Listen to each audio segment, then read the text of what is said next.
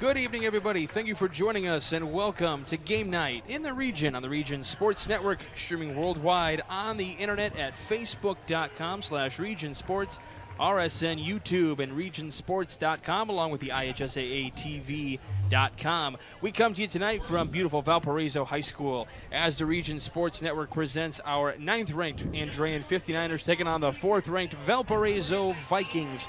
Michael Brandner here at Valparaiso High School, and I'll have the play-by-play for tonight's game. And joining me with the color analysis is the Cookie Monster himself. That is Jay Simmons. I was waiting for the one and only. No, the one and thankfully the only. But no, he's already downed about 3 or 4 cookies. No, only two. Only two. Only two. Yeah, what a beautiful night for football. The breeze is picking up. Perfect August night. Last game in August for this year was after the Labor Day weekend coming up. It's going to be a good game tonight. Both teams looking to right the ship after a couple losses. Valparaiso a little bit closer, 49. I think it was 49, 42. Yep. And then Andrean losing 27-0. But hey, when you're playing the number 1 or 2, I think 5A team in the state, I think that's pretty darn respectable for a 2A team to do that. Well, and I had a chance to talk to Coach Skinner yesterday. And just kind of talking about, and you've mentioned this on some of the pregame shows that we've done, like, hey, your ADs must hate you, man. Like, what are you scheduling DAC schools against you for? But, he's a big reason why he has these DAC schools on the schedule because, he wants to play some of those top teams. He'll tell you, if you want to be the best in your class, if you want to be the best out there, you got to play some of the best in your area, and he's certainly doing that against some of these Duneland schools here right off the bat. You're talking about 2 of the top 4 teams in the Duneland right now, maybe top 3. Oh yes, and in our top 10 also. Oh yeah. Yeah, and so it's really tough play week in and week out these these back-to-back games. The key is 1, don't get anybody hurt. 2, find out where your weaknesses are, and then work on those because once you start getting into conference play, it's like okay, now we're in conference. Yeah, especially for the Duneland. And I was going to ask you just and we can talk about this throughout the game as well. Do you like the format of the Duneland, the way they play everybody, or would you like to see divisions? Or no. Or NCC the same way, I guess. But we can talk about that throughout the broadcast as well. But yeah, you have 2 teams coming off of losses, and I said this to coaches, and the coaches even said to us even pregame. We got to talk to both of them pregame as well. That first week, you're okay taking a loss. Especially you go turn around and look at Valpo. They're fine taking that week 1 loss. They were in the game. They had almost a game-winning drive down the field and couldn't punch it in at the very end to try to tie the game. But you even have he was happy that they were even in this game and that close against Penn. It had been a little while since that happened, he felt like. So, at the end of the 9 weeks of the regular season, your record doesn't matter. Well, yeah, that and week 1, doesn't really matter one way or the other. Once you get into the playoffs, it's a different run. But, for the smaller schools, I think it's a definite help as they progress through the season to see what they can and can't do against the bigger schools and then adjust their game plans accordingly once they get to their conferences. And then, for, this – I know we're kind of flip-flopping around a little bit, but with, Brady Ellis, you got to see him last week in that game against Maryville.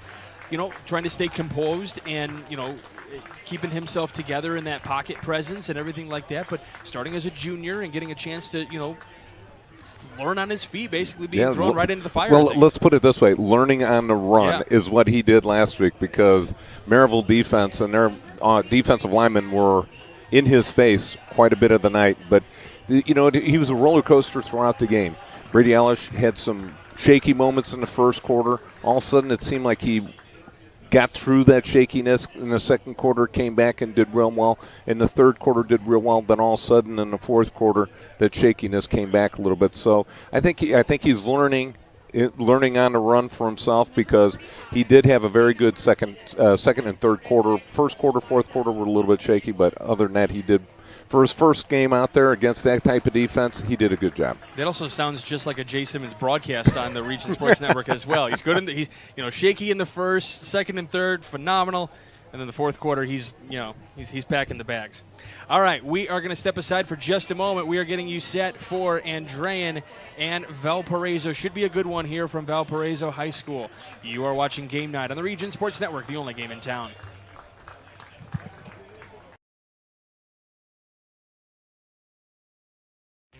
Discover excellence at Moeller Acura of Maryville.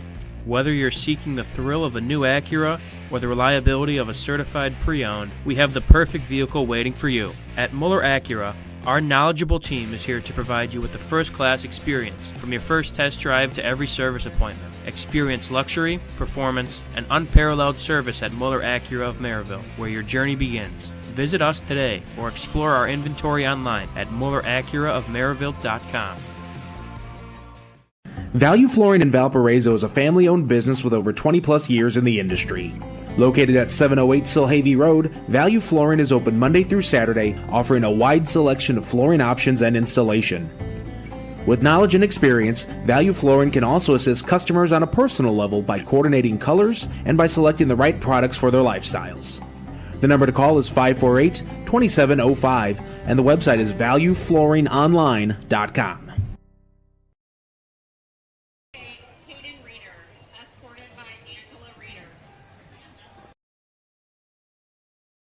When life keeps you busy and you can't get to the store, shop online with Strachan Van Til To Go. Our to-go service is easy to use. Register using your rewards account information, fill your virtual cart, and choose delivery or pickup. Once your order is in, our own Strachan Van Til team preps your order with care. With our to-go service, you can earn reward points and save time and money with our online coupons and weekly ad prices. Life made simple, shopping made easy. For more information or to sign up, visit shop.strachanvantil.com. Hi, I'm Crowd Company's Lantern Man. For years, I've helped your family and friends save on their car insurance. And now I've returned to rescue you from high prices. Whether you have a perfect driving record or a not-so-perfect record.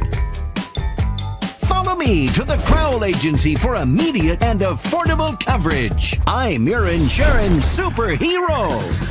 Crowd Company's insurance professionals. Highland, Merrillville, and Michigan City.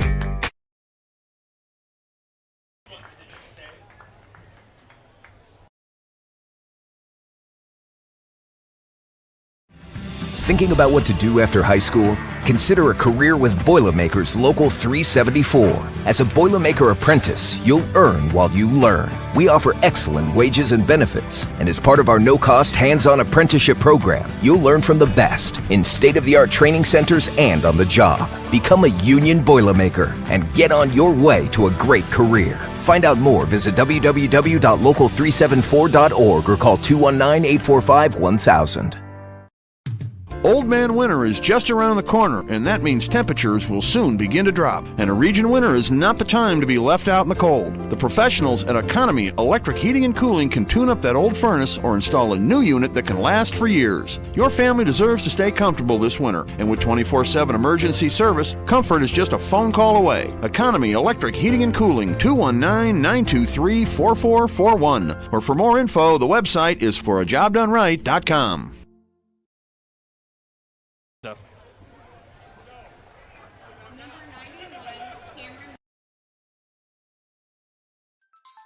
Tech Checking Plus from Tech Credit Union offers everything you'd expect from a checking account. Plus, you'll earn one of their best dividend rates for maintaining a higher account balance. Currently, 4.85% annual percentage yield. No need to choose between easy access to funds or earning a better dividend. Tech Checking Plus gives you both. Visit techcu.org, contact any branch, or call 800-276-8324 to learn more. Tech Credit Union is federally insured by the NCUA. Rates may change without notice.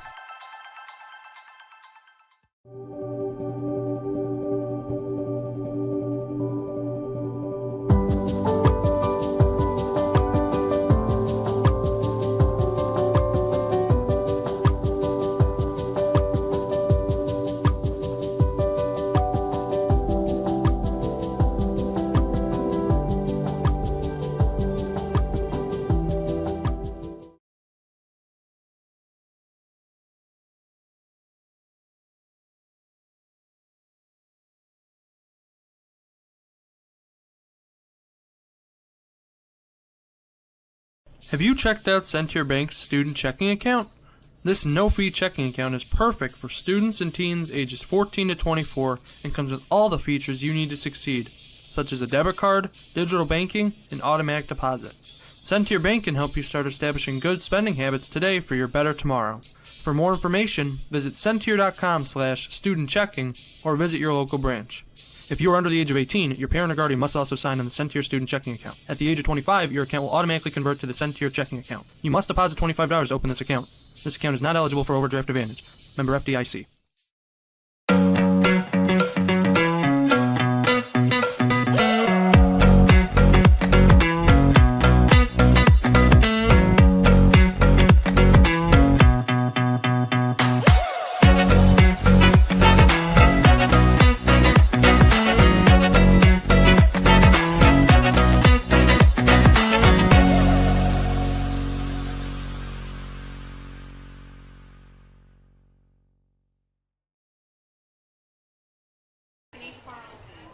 Welcome back to Game Night here on the Region Sports Network. Michael Brander back here with Jay Simmons at Valparaiso High School. Make sure you visit regionsports.com, facebook.com/regionsportsnation, Instagram and Region Sports Network YouTube for this week's Home Improvement Top 10 presented by Enigenberg Exteriors. Enigenberg Exteriors, you can find them on the web at eBurg, that's B-U-R-G, exteriors.com. And we got two of the top teams in that Enigenberg Home Improvement Top 10. We've got the Andrean 59ers taking on the Valparaiso Vikings. And Jay, let's go ahead and start with Andrean a little bit. You had a chance to see them last week, like we mentioned, against that stout Maryville defense, and Chris Skinner basically said that's probably the best defense we are going to face all season long. Yes, he will. As that's probably one of the best in the state as well. But he was really impressed with his quarterback play, and I know you said, kind of the shakiness at the beginning kind of rolled through the middle, got better, and then, maybe just kind of figuring out some things at the later part of that game. But that's kind of the fun thing about being a coach. You go from, a time where you have one of the best defensive players, and now you get to kind of build an offense a little bit here after a state championship appearance a couple seasons ago. Yeah, Brady Ellish, like I said, had that roller coaster game, 21 for 33. So he did have moments of greatness. He made a couple nice passes, was able to avoid the rush a few times, and he had 21 for 33, 191 yards, no touchdowns. No picks. Yeah, no picks. But the thing is, he had 8 rushes for -8 yards, so he was able to navigate in the backfield and try and mitigate as little as possible how bad the sacks were. He was able to get back to the line, and a few times he looked like he got a couple busted plays, and he ended up having to try and run it. And he's like, no, I really don't want to run this. I'm just falling forward and trying to get out of harm's way here. And then you had Tyler Vo, freshman, true freshman, 10. You say true freshman, that should be for just college, right? Yep. Freshman, 10 catches, 81 yards. And then you had Jimmy Finn, 3 catches, 53 yards. They really focused on taking him out of the game defensively, the Maryville Pirates. And, you look at the offensive line and you look at Ben Novak, 6'6", 320, getting recruited by a lot of Big Ten schools and some SEC schools. We were talking to the assistant athletic director, Nathan Laird, and he said he's been being recruited by some of the real big schools. And it was interesting to watch how Maryville dealt with his size defensively. What they did was they lined a guy right over the top of him on the defensive line and then blitzed somebody in either side of his gap and tried to really make him make a decision. And they were putting 2 guys in his gap because you knew where Andrean was going to run the ball. They were going to run it over that left guard spot, and they really took that out of the playbook. So they took Jimmy Finn out of it, and they took Ben Novak in the running game out of it. So, Andrean had to readjust, on the fly. But defensively, in a very hard-fought game, Andrean had 2 stops inside the 5-yard line on the goal line, 4th down, and they stopped him, and it was a great job by the defense. You had Landon Murray, 7 tackles, 1 sack from the defensive line. Angel Torres, 4 total tackles, 1 sack. You had Ethan Ryan with 10 total tackles. So, you had some guys stand out in that game, even though they lost 27-0. They had some really good performances, some things they could really build on. Yeah, and that's important. When you have a young team, and that's something that Andrean is going to do, they're going to play freshmen, they're going to play sophomores on their varsity team. Not out of necessity, but those are good enough players to play. for the team, but also a chance to, when you get to senior year, and that's what, both these coaches have told us about some players that were starters as sophomores that now as seniors are those leaders for those teams. And I think for a team like Andrean, that's really important, kind of building that next big state championship appearance program or team that we've seen out of them the last couple years. Because I know Coach Skinner and them were not happy with that early exit in the postseason last year. And then let's flip over to the Vikings side here. And you got Kellen Hosick with 17 for 30, 296 yards. What a first game performance. Do you just say, you pull a Costanza and just walk out of the room and say, I'm done? All right, I'm out. I'm out. 4 touchdown passes, 74 yards was his longest pass, 11 rushes, 96 yards, longest 38. And then you got Julian Stokes, 6 catches. Here we go. Look at the fireworks. There we go. Yeah.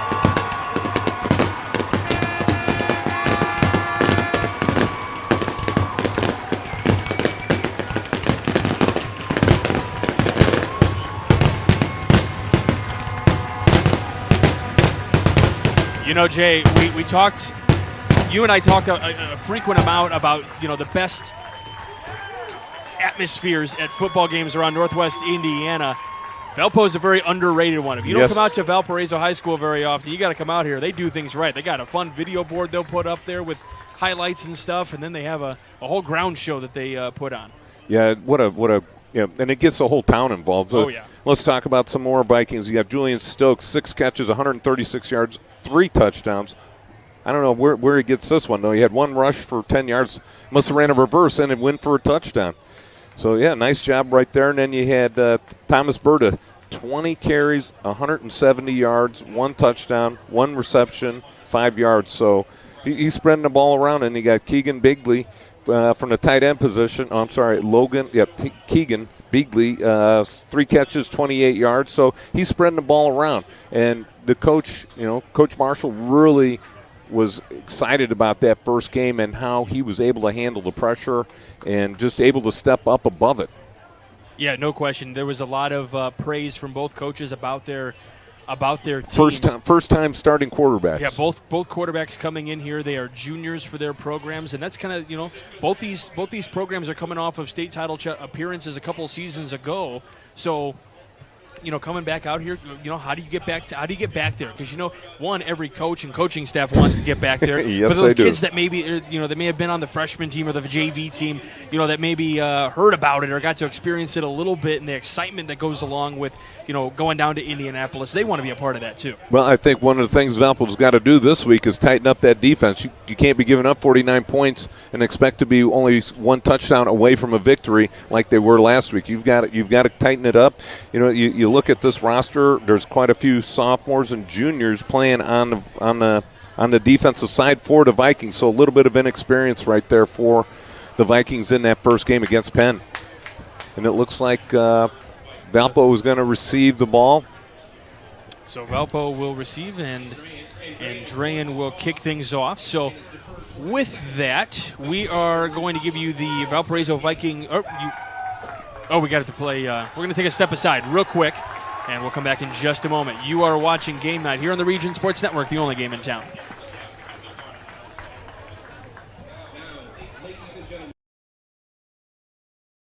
For over 100 years, Burns Funeral Home and Crematory has been assisting families in their time of need. Serving Northwest Indiana, the staff at Burns Funeral Home will help guide your family in creating a meaningful ceremony. From a simple to elaborate, to traditional or unique, the caring family at Burns Funeral Home will tailor a ceremony to fit your needs. And for your other loved ones, Burns Funeral now has a pet cemetery and crematory. Visit burnsfuneral.com or give them a call at 219-942-1117. Four Seasons Mechanical proudly serves Northwest Indiana, providing quality, reasonably priced, reliable service. With a quality and comfort guarantee, the professionals at Four Seasons Mechanical offer a wide range of services in heating, ventilation, and air conditioning. Whether it's residential or commercial, Four Seasons Mechanical is there 24/7. To find out more, the website is fourseasonsmechanical.com or give them a call at 219-756-3700. 7020. Four Seasons Mechanical, your indoor air quality specialists.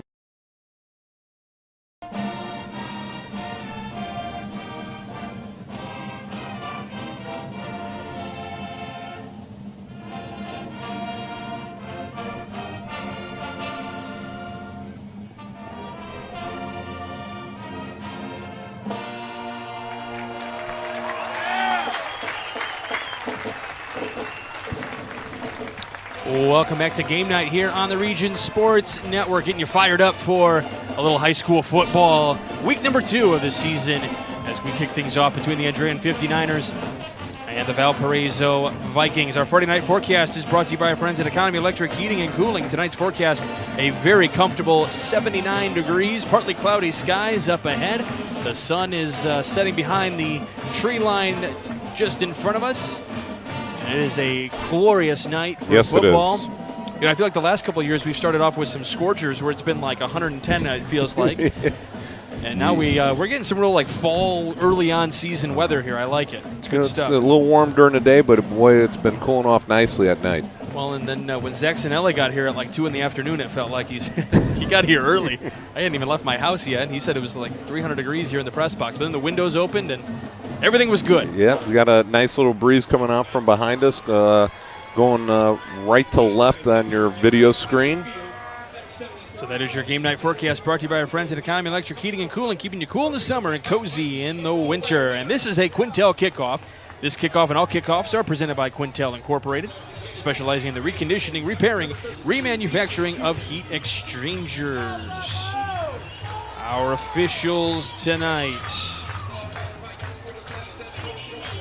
Mike Maslowski, our referee; Frank Walls, our head linesman; Jerry Belko, our line judge; William Phillips, our umpire; and Edward French, our back judge. And we are ready to kick things off here at Valpo, and it'll be a touchback off the leg of P.J. Cusack.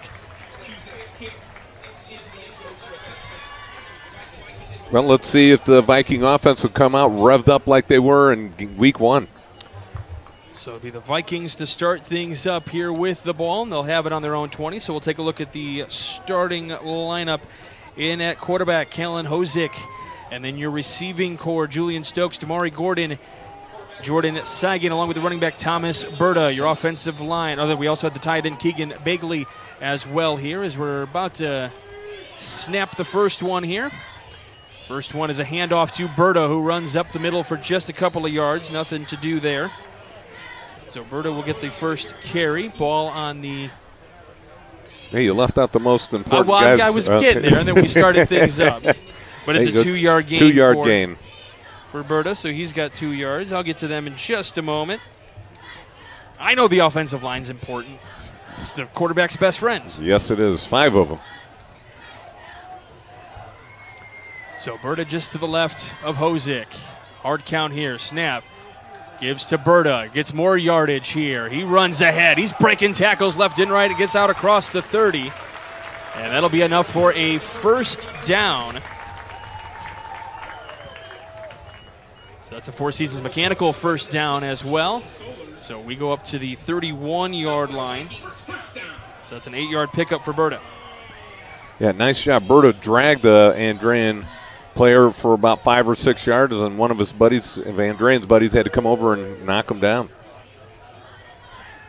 Hozick looking to throws up the middle, and the pass is incomplete. The target was Austin McKenzie. So that's offensive line. Caleb Sharp at left tackle, DeAndre Price at left guard, Alex Burkett the center, and at right guard, Caden Reeder, and then Peyton Barrera, the right tackle. Well, a nice job right there by Hozick, able to come off his initial read and go to his second read all the way from one side of the field to the other. So from the left hash mark at the 31, 2nd and 10. Berta, the running back, takes it and gets a couple of yards yet again. Yeah, nice job right there. They tried to do a little pull action there, pull the right guard all the way across the field, try and kick out one of the defensive ends, and they did a nice job stopping them for only a few-yard gain, and it's going to be 3rd down and about 7 here. Big down conversion down for the Vikings early on. 3 wide, 2 at the near side for us, 1 at the far side of the field near Andrean in the wide receiver core. Looking to throw, stepping up, pressure comes, pass is almost intercepted, but it is deflected away.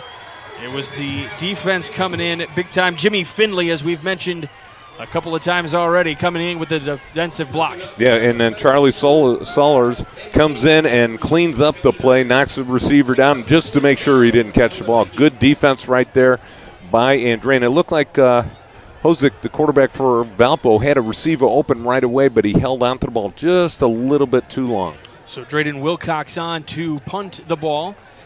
Back to receive for Andrean. In the game last week, they had numbers on their helmets. This one not making it easy for me standing the sideways here. We'll have a whistle on the snap, and that's going to be number 11 for Andrean. That's Tyler Vo, who had a really impressive game. Yeah, freshman. Yeah, freshman who had 10 catches, 81 yards. Yeah. So we're going to back this one up a little bit. Yeah, delay a game by the Vikings.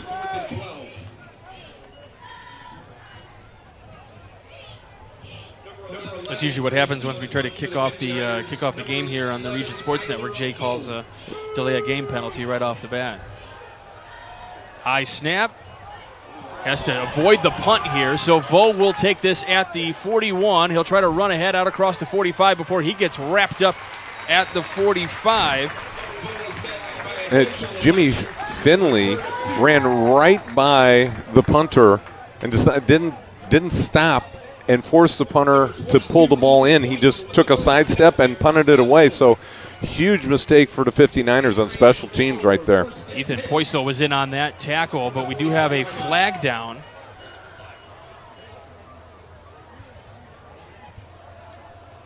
Looks like a block in the back. So the ball was marked at the 44, so it's going to back it up a little bit.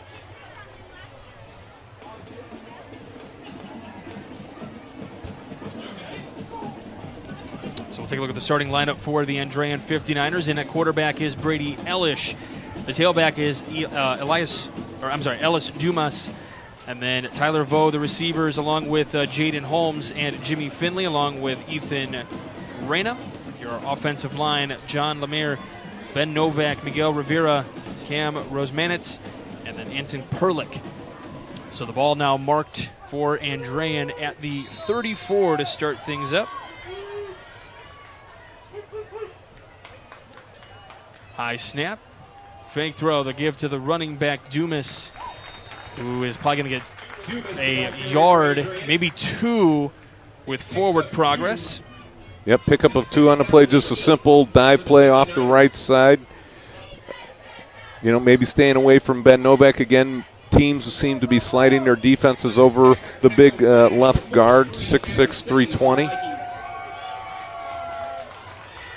So from the 36-yard line now, we'll see what Andrean throws up here. Elish hands it off again. Dumas picks up maybe 2 yards on the forward progress yet again. So, you can run for a couple of yards here. That's not a bad way to start things up, and it makes it third down and manageable. Yeah, but it's going to be a third down and about 6 here.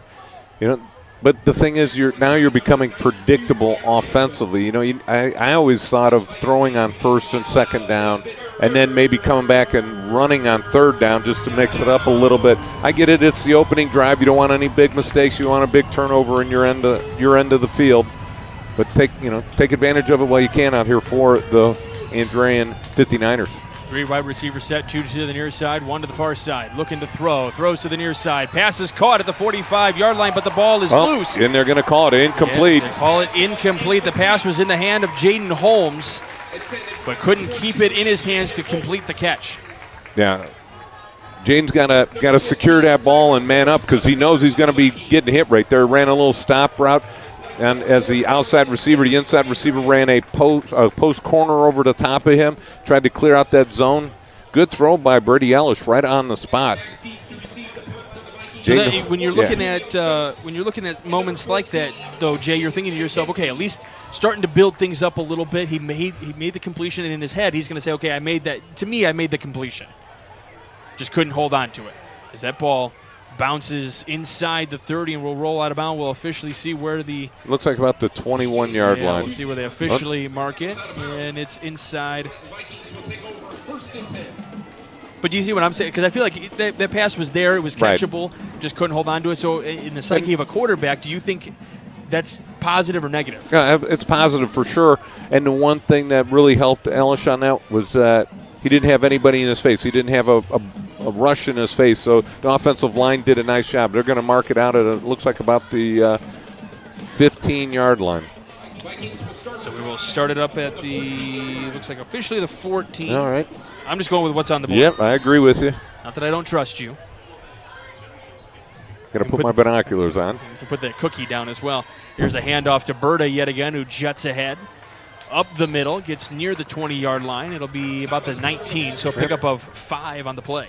Yeah, just simple power play right there, trying to match up size versus size on the offensive defensive line. You look at that Andrean defensive line, you're running Layden Murray, 6 foot 220, and Angel Torres at the other end, 6'1", 215. So a little small up front there for the 59ers. Cusick hands it to Berta again, runs to the left side, gets through, and he's going to be right down first down territory, and it's up to the 25. They are going to mark the first down, so that's a Four Seasons Mechanical first down. Your Northwest Indiana heating and air conditioning specialists. Yeah, nice job of that offensive line. They pulled the left guard. He came across and just opened up the hole, got into that hole, got up to the linebacker, and the running back just got right behind him for a nice running play for a first down. Ironically enough, they are at the 25-yard line. That's exactly, and I probably am incorrect on this, but that's how many yards I have for Thomas Berta here on the ground. I'm trying to keep stats. It's always not successful. And we're going to have a flag here. Flag on the play. And we're going to have a false start against the Vikings, so that's going to push him back. False start. And now my math's going to get all thrown off. Oh, boy. Well, you keeping track of penalties down here? I'm not. No, that's, 2? That's 2 for 10 yards. Okay. I haven't even kept first downs. Yeah. You're all good. There's only so much I can do, sir. Well, I hear you. You got to talk to the old hat pro at it. It was Jerry Siska was able to keep stats and talk all at the same time. Yeah, I don't know how I do. It's tough. It's tough to do. Should have made you do it. No. There would be one play of stats. First down and 15 here. Man in motion. Handoff to Berta, trying to find room on that left side. And it opens up quickly, but there's a fumble.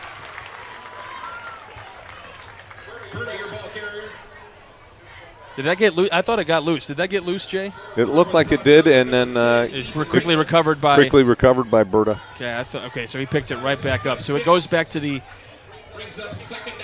So they go to the 26-yard line now. Pick up a 6 on the play. Again, Valpo coming into a second and long play. See if they keep it on the ground. I'm feeling like they're going to start opening it up here a little bit. Again, 3 wide receivers, 2 to the near side, 1 to the left. Ozick, he can tuck and run, but he's going to throw ahead. The pass is picked off by Finley. Finley through to the near side. He's in. Touchdown, 59ers.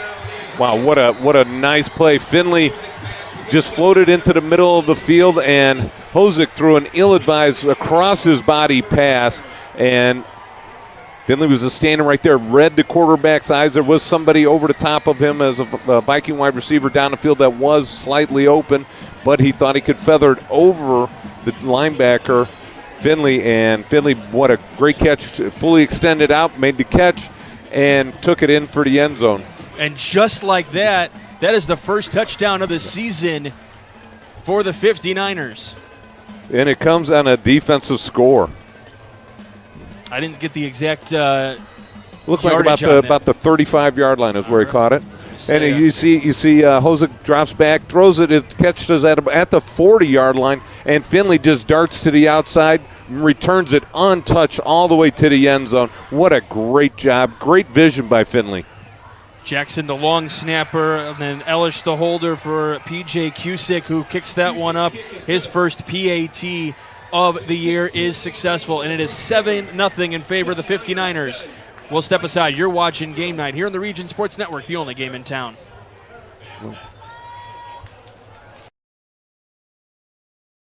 Earn while you learn from the best hands in the business. The Bricklayers Allied Craft Workers for Indiana, Kentucky Apprenticeship. That's right, this is a paid apprenticeship. I'm getting an education while learning a trade and getting paid for it. The thing that surprised me the most about this apprenticeship program is the respect I have received after the proper time and training. Classes start soon, so apply now. There are training centers throughout Indiana and Kentucky. We are the Bricklayers and Allied Craft Workers for Indiana, Kentucky Apprenticeship. The best hands in the business. Welcome back to Game Night here on the Region Sports Network. Check out the IBEW Local 697 electrifying plays from this week's football action. Visit regionsports.com, Facebook/Region Sports Nation, or on Instagram. The electrifying plays presented by IBEW Local 697, the electrical professionals. I think that one's going to qualify as yes, it does. Jimmy Finley with the 40-yard interception return, untouched, all the way down the left sidelines. Great job of anticipating the vision of the quarterback and getting right in that throwing lane. We talked about, these are junior quarterbacks, and there's going to be success one way or another as this one about to be kicked off. It's a Quintel Incorporated kickoff here. Jay's reminding me of all the reads. He's a natural at this. Well, I just don't want to read them. Yeah, and make sure you're on time with them. I know you don't. So this Quintel kickoff, and all kickoffs are presented by Quintel Incorporated, handling jobs of all sizes throughout the country since 1994.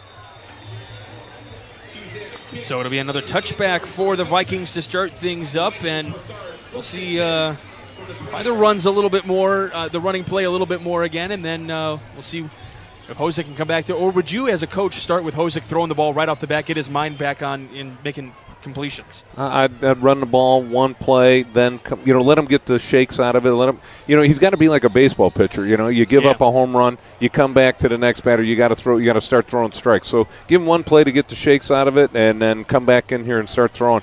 But again, say something short, some 3-step drop plays.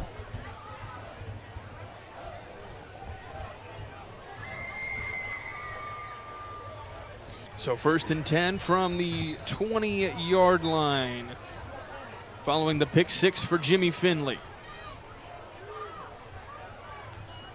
Low snap, handoff to Berta, who runs up the middle, still moving a little bit in that scrum, and he gets taken down by a plethora of Andrean 59ers who gets up to the 25-yard line.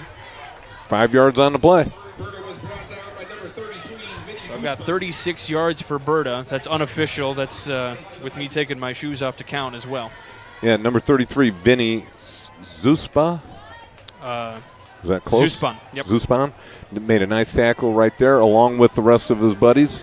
It's always good to have friends out there when you're on defense to help out making these tackles. Give you that starting defense here in just a moment. Again, Berta with the carry, runs up the middle.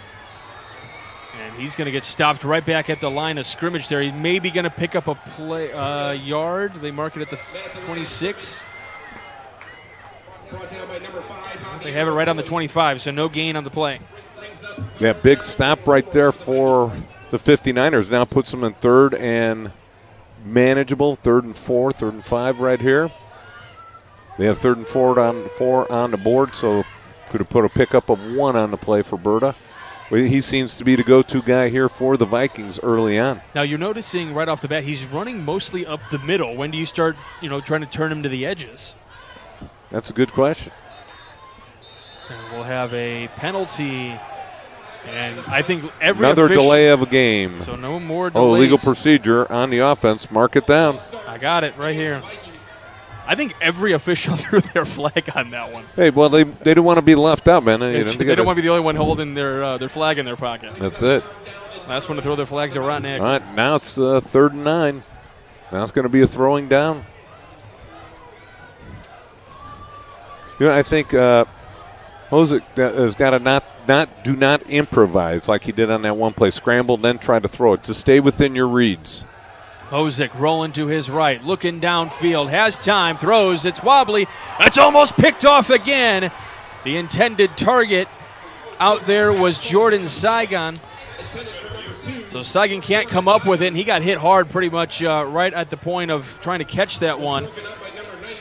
And number 19 was in there, Maurice Jeffries. Jeffries did a nice job coming over the top from his cover 2 position on the hash mark, came over right as the ball got there, knocked it down, and knocked the receiver down all at the same time.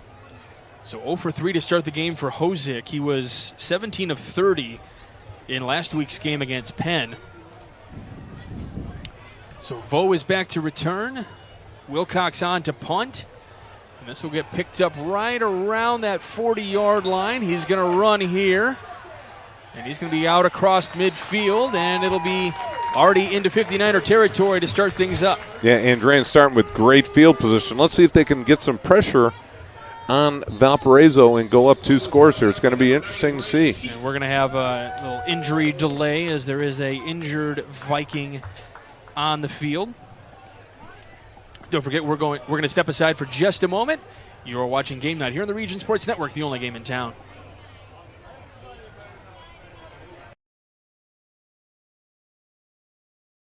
Earn while you learn from the best hands in the business. The Bricklayers Allied Craft Workers for Indiana, Kentucky Apprenticeship. That's right, this is a paid apprenticeship. I'm getting an education while learning a trade and getting paid for it. The thing that surprised me the most about this apprenticeship program is the respect I've received after the proper time and training. Classes start soon, so apply now. There are training centers throughout Indiana and Kentucky. We are the Bricklayers and Allied Craft Workers for Indiana, Kentucky Apprenticeship. The best hands in the business.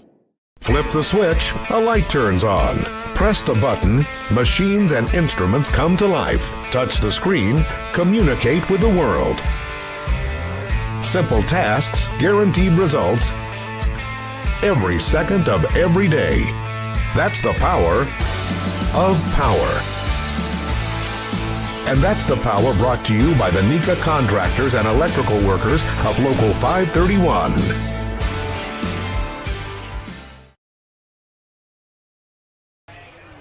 Welcome back to Game Night here on the Region Sports Network. Elijah Shelton was your injured Viking and is walking off under his own Pirates. That's always a good sign. Got a nice hand from the crowd as well. Michael Brenner here along with Jay Simmons. Zach Zanelli working the production. Scott Stessel working the camera. Great crew out here tonight at Valparaiso High School for a beautiful night for football. And we're going to have an off. Is that going to be offsides or encroachment here? Flag on the play.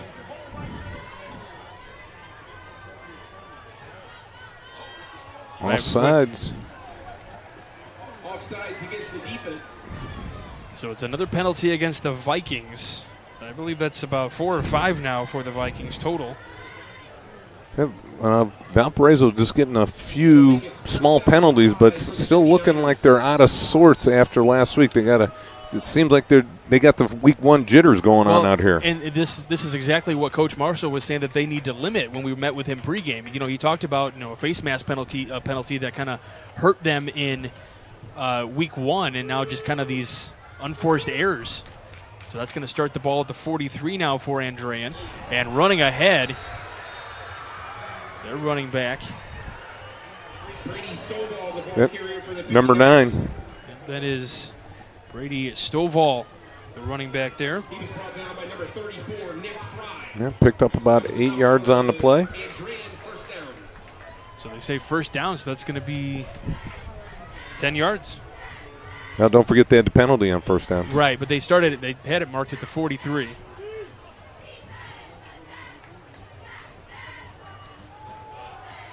Stovall again, who runs ahead, and he keeps pushing that pile. Yeah, that Andrean offensive line into the 20, getting a nice push. 27. Stovall picks up 7. So he picks up 7 more, just like that. 2 plays, 17 yards for Stovall. I'm going to give him 17 yards. Yes. Again, my numbers are unofficial, folks. But a nice job of that offensive line by the 59ers right now, getting a great push against that young Valparaiso defense. Second down here. And Stovall again, who's going to get pushed back for a loss of yards. Looked like Brendan Gagan. 77 on the play. I say Brendan Gagan was in there, or Gagan was in there.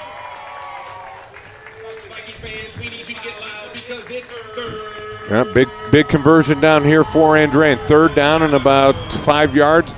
You know, this is a great position to be in because you can open up the playbook. You can go run, you can go pass. I think, and Ellis has shown some sharpness with the short passing game. Looking to pass to his right. Pass is going to be incomplete near the goal line. I don't see any flags on the field. And nice. The target was Finley again. Yeah, Tice Morris did a nice job right there, closing on the ball. Looked like the receiver was open for a second. Finley was open. Ellis, if he'd have thrown that ball just a tad further out in front, the defensive back wouldn't have been able to close that space and knock the pass down. So 4th down here. 4th down and 5 for Andrean. And it looks like they're going to at least maybe try to get the Vikings to go off sides. Maybe. No, they're definitely. It's go down 30-yard line. You're going for it. All right, so we're in Four Seasons Mechanical 4-down territory. Tucks runs. He's got room to run. Up to the 20. It's a 1st down. Out across the 15. What a pickup for Elish. It looked like about a 15-yard gain on that one. Nice job, Elish. Able to avoid the rush, make a couple guys miss, and then use a nice blocker downfield and pick up the 1st down. They're going to mark it at about looks like they're going to mark it at the 13-yard line. Great play by Elish, able to feel the pass rush and then avoid a couple guys downfield. Nice job getting it. And boy, at first he thought he was going to throw it, but he thought better of it, saw some open space, and tucked him run. So they have it marked at the 13, 1st down and 10 on a Four Seasons Mechanical 1st down. Handoff, Stovall gets wrapped up before getting across the 10-yard line, so he's going to get down to about, they have it marked at about the 7, 8? Yeah, Stovall, he's a little bit bigger than Ellis Dumas. He's 5'10", 210, so he's got a little bit more size to him. Helping him out here with this running game in between the tackles against the Viking defense. So they have it marked at the 7-yard line. 2nd down and goal here. Or 2nd down and 4. Not the goal line quite yet, but running ahead, getting inside the 5. This will make it. It's going to be close to a 1st down. Yes, it is. We'll see a Four Seasons Mechanical. What nice job of that offensive line right there for the 59ers. Opened up a nice hole. Looked like Stovall was a little slow hitting the hole right there. It's going to be 1st and goal on the 3-yard line. Stovall with another run. Got 4 on that one. Stovall just to the right. 2 receivers to the right side. Low snap. Elish keeps. Elish trying to get that pile moved, and he's going to get brought back. But it looks like he got enough to get back to the line of scrimmage. That play looked like it was a bust because of the low snap. Elish was trying to get the ball to Stovall as he came up, and the timing of the play was all messed up, so he just had to keep it and try and get as much as he could right there. So it looks like maybe they back it up 1 yard. Brings up 2nd down and goal for Andrean from the 4-yard line. So 2nd down and goal here from the 4. Nice. This would be a nice spot for a little just quick slant, quick out or fade pattern to the corner of the end zone. Get your best player involved. Get Jimmy Finley going to the corner of the end zone. Looks like Andrean is going to call timeout. For piping hot pizza delivered right to your door, call Squeegee's Pizza of Griffith. Squeegee's is located at 106 South Broad Street in Griffith. Give them a call at 219-924-6000. Pickup or delivery, it's Squeegee's Pizza of Griffith, the best on Broad Street. so proud of you. And don't forget about visiting regionsports.com, Facebook/Region Sports Nation, and Instagram for this week's Powering Indiana Peak Performers, presented by NECA IBEW, Powering Indiana of Lake County. Powering Indiana, the region's most trusted electricians.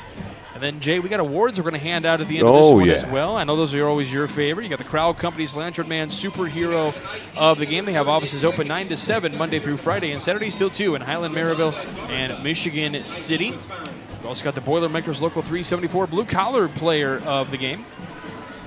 Learn why you learn with Boilermakers Local 374, along with the Play of the Game presented by the Region Sports Network. All right, it did take me a while to find it. We will have some Strack and Ventil scoreboard updates coming up here after the start of the second quarter. And we got 47 seconds left here of the opening quarter. So Elish takes the snap, gives to Stovall, who gets stopped just in front of the goal line. They are going to say within inches of the goal line. Let's see how they put it down. And the clock's still running. It looks like they're going to mark it at about 4 or 5 inches short of the goal line. Boy, this is a huge turn of events right here if Andrean can punch the score in. So they do have to run the play. The play clock is running, and the game clock is about, 3 seconds. And we'll have a penalty, which will stop the Illegal clock. procedure. So that's going to back them up a little bit. Okay, this is going to sound like a dumb question, but I feel like Go ahead. Okay, so would you? I understand the point. Okay, you're at the 1 yard line or inches away. Would you prefer it actually back a little bit to let your play develop a little bit? No, you want it right there so that way you can just kind of flip it right over, right? That's it. Yeah, Okay. I certainly don't want 3rd down and 6. I'd rather have 3rd down and 3 or 4 inches. That's the one thing I hate about shotgun offenses is when it's inside the 1 yard line. That's going to be the end of the quarter. So the end of the. If somebody blow a horn, if Yep. somebody blow a whistle, they're lining up like they're getting ready to play And they have called the end of the first quarter officially. So it goes 7-0 in favor of the 59ers, who are threatening to start the second quarter to go up a 2-score lead. You're watching Game Night here on the Region Sports Network, the only game in town.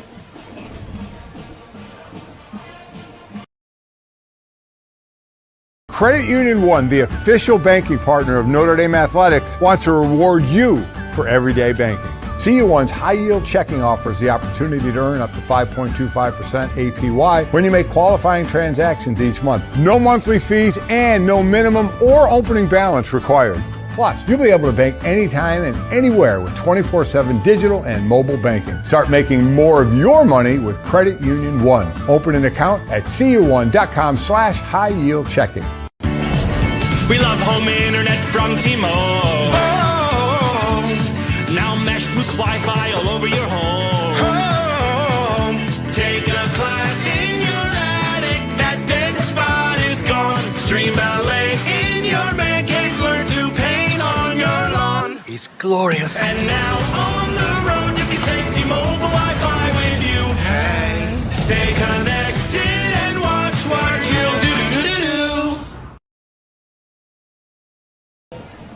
Welcome back to Game Night here on the Region Sports Network. Mike Brenner here along with Jay Simmons as we are at Valparaiso High School for this Week 2 matchup between Andrean and Valpo. It is 7-0 at the end of one, and Andrean is threatening at the 6-yard line right now to try to put one into the end zone yet again. The first touchdown of the season for the 59ers comes in Week 2. And it came on a defensive touchdown and a pick six by Jimmy Finley. So we're going to see here, Finley at the very bottom of the screen. So start of the second quarter here. Rolling to his right, Elish looking for someone to pass to. We've got a flag. Pass is low, but we do have a flag on the play. Boy, Elish missed Jimmy Finley about 6 yards deep in the end zone, wide open. And it's going to be holding against the 59ers here. Boy, that 2 penalties in a row, shooting themselves in the foot right there. They started out at 3rd down in inches, and now it's going to be 3rd down in a country mile for them. So pushing this one back.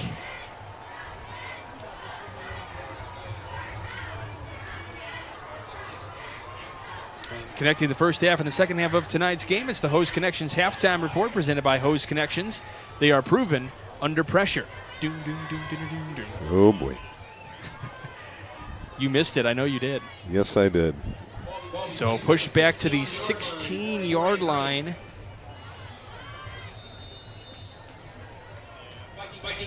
Now, again, I knew it was kind of a stupid question, but I think you understood kind of where I'm coming from.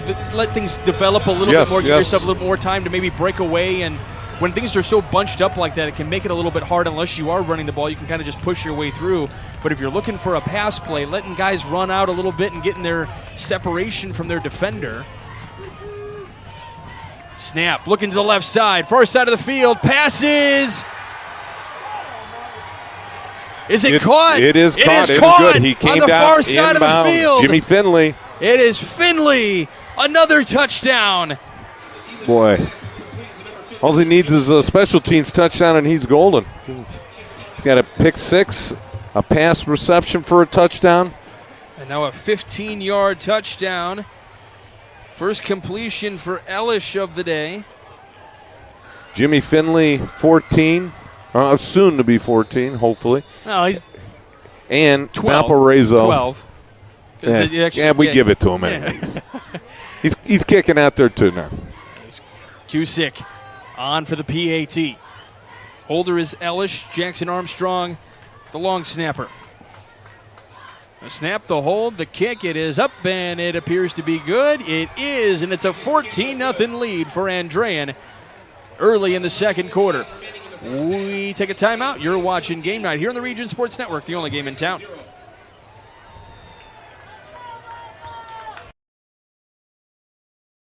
Blythe's Team Sports in Valparaiso is a leader in athletics apparel and equipment sales. With in-house production including screen printing, trophies, embroidery, and more, Blythe's can help you to create the perfect look. For more information, visit them online at teamblythes.com. Blythe's Team Sports in Valparaiso, where the athletes shop.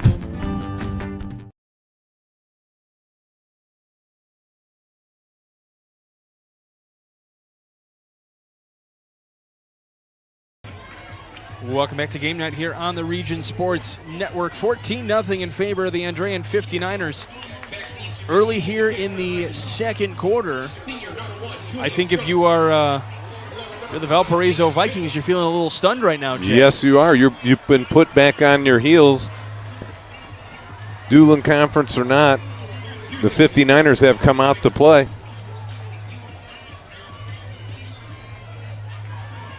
And we've got a Quintel kickoff here for you. This kickoff and all kickoffs are presented by Quintel Incorporated.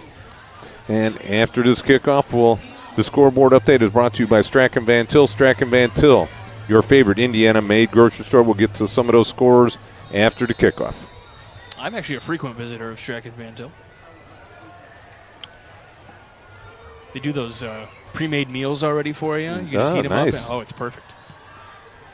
And the kick will be taken into the end zone. It'll be a touchback. That's 3 now for Andrean. Whoa, we got a little collision there at the 35-yard line, and Andrean's looking for a call there. Yeah, we do have a flag, but that's not the play. That's not the play that I'm talking about. But one of the coaches on the far sideline was like, "Hey, wait a minute." I think it was just an inadvertent collision. All right, give us some scores. Okay, here we go real quick. Crown Point, 14. Arizona College Prep, 0. And let's see, here we go. Let's get to some more scores. We've got Chesterton 7, Morton 2 in the second inning. I'm sorry. I'm just kidding. It's a baseball score, 7-2. You got East Chicago, West Side knotted up at 0s. The Panthers 21, Mustangs 0. That's in the first quarter. Hammond Central 7, TF South 6. Indianapolis Bishop Chatard 28. Hanover Central 7. That's in the second quarter. You got Lake Station 0 versus Illinois Homeschool. You got the Wheeler Bearcats 14, KV 7. Michigan City and Lafayette Jeff tied up at 0. We'll get to a couple more scores after this play. And the Cubs are up 7-3 on the Nationals. Hard-hitting stuff here. Handoff. Berta gets wrapped up, but he still fights through a little bit. Maybe gets an extra yard, or actually gets back to the line of scrimmage. Looks like it's just back to the line of scrimmage. Sean, let's continue with a couple more of these scores. Grand Rapids 3, Lake Central 3. You've got Lowell Red Devils 7, LaPorte 6. And Maryville 14, Hobart 0. That's just the start of the second quarter. Northwoods 10, Portage 0. Boone Grove 13, South Central 0, Whiting 7, Highland 6. You sounded really dejected on that yes, last I score did. there. You okay? I'm all right. All right. Ozick, lateral pass out to the left. It's Berta with his first completion of the day. Out across the 15. That's technically not a completion. He threw it backwards, so it is a running play. Okay, so they did throw it backwards. I thought it was just kind of a lateral play. Yep, pickup of 8 on the play by Berta. Nice job being able to stretch that defense, get to the outside. Vikings have been running in between the tackles. They've got to start going and stretching the field vertically as well as horizontally. Get outside the defensive ends a little bit and force this Andrean team to come up and make some tackles from the linebacker position. So from the 18, it'll be 3rd down and 2 for the Vikings. Trying to get to that 20-yard line. Handoff. Berta juts ahead. He's able to break a couple of tackles, and he hurdles one. And he gets across to the 30-yard line. And that's a first down, a Four Seasons Mechanical first down for the Vikings. Yeah, Berta just put his head down and ran over some people. And, the funny thing is, the Keegan Begley was laying on the ground. He was the one that he hopped over. And, Begley getting a nice job getting a block downfield for his buddy, and then he almost gets run over by his running back. I unofficially have Berta at over 55 yards now rushing. Well, add some more to him. It looks like he's going to get on first down. He picks up about 6-7 yards. All of a sudden now, Valparaiso's offense has picked up some speed. Looks like they all of a sudden getting a little confident out there. It seems like they got a pep in their step all of a sudden, so they're picking up the pace here. Running the hurry up. Berta again out across the 40. The workhorse picks up another Four Seasons Mechanical first down. Visit them on the web at fourseasonsmechanical.com. They're in Maryville, by the way. Yeah, DeAndre Price, nice job from his right guard position, was able to pull and lead up in the hole and knock off one of those linebackers for Berta to get the first down. So another pickup of 7 yards.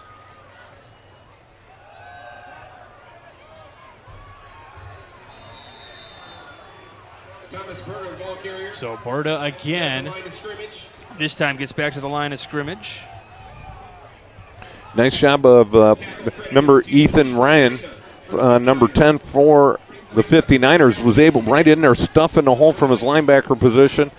Forced a big pile of collision right there with the tight end. Keegan Begley trying to pull and kick him out, and there was nothing doing. Just a stalemate right at the line of scrimmage, and you see 2nd down and 10. And we've got another flag, and it's going to be. With the flag on the play. I thought I saw the initial. So it's against Andrean on this particular case. Let's review that defense starting lineup. Landon Murray, Rocco Allegretti, and Angel Torres up front. Ellis Dumas, Ethan Reyna, Vinny Zupan, and then Charlie Solars. Your linebackers, Jaden Holmes, Morris Jeffries, Gavin Jones, and Jimmy Finley. In the backfield, your safeties and your corners. Yeah, with the pick six.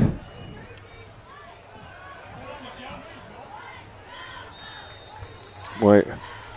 If Hosick would have pitched that one right there, it looked like his running back would have had a wide open lane to the outside. The defensive end played it nicely, got into that pitch lane, and he decided to tuck it and run. Got a nice run there on 2nd down. It looks like it's going to be 3rd down and 2, so he'll pick up a 3 on that last play. And that was Hosick that ran it? Yes, it was. Okay.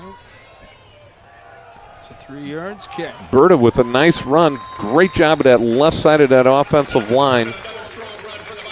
Out across the 45 there.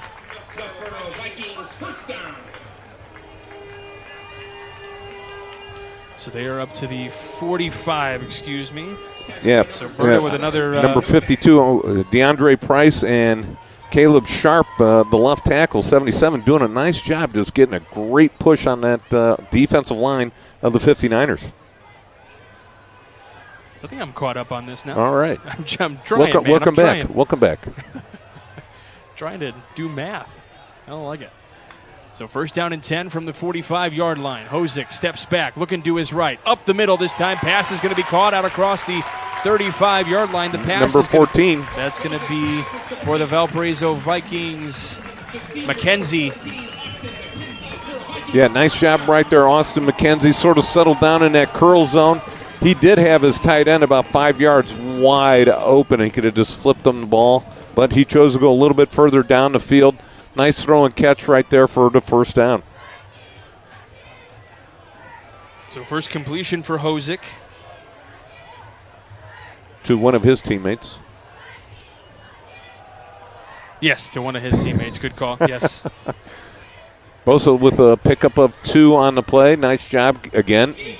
Boy, they're feeding the beast on that left side of that offensive line. They are just trucking them over there, getting some nice pickups on first and second down. So Hosick picks up 3 more. You call that offensive line of Valparaiso. You call them a lot of things, but you don't call them late for lunch because, boy, there are some big boys. 250, 320, 275, 290, and 280 going across from left to right.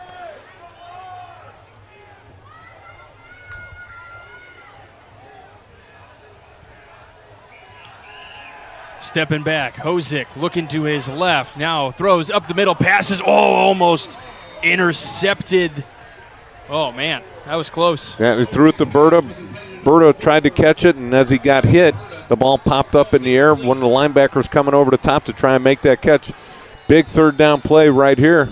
And we'll have a timeout taken by Valparaiso, and we're going to get some more reads in here.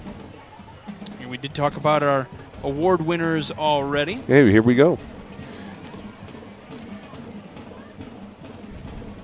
All you. Yeah, Lango's Pizza has been a favorite since 1979, serving Northwest Indiana from 3 locations, Highland, Cherville, and Crown Point. Enjoy pizza, sandwiches, and more. Dine in or carry out.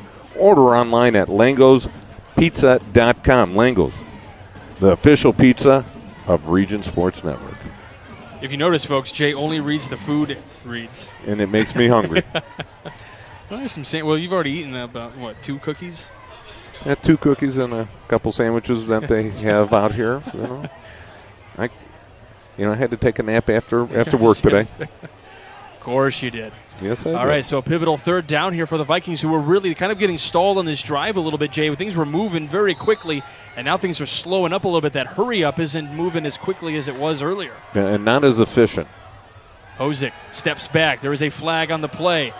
Hosick running, gets tripped up shy of the first down. We'll see what the flag is. It looks like holding on either the right tackle or right guard. Illegal procedure.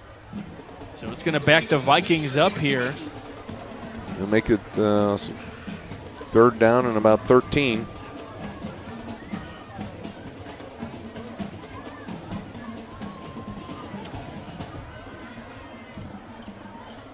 So picked up the flag. They have the ball marked. Or they're going to mark the ball here.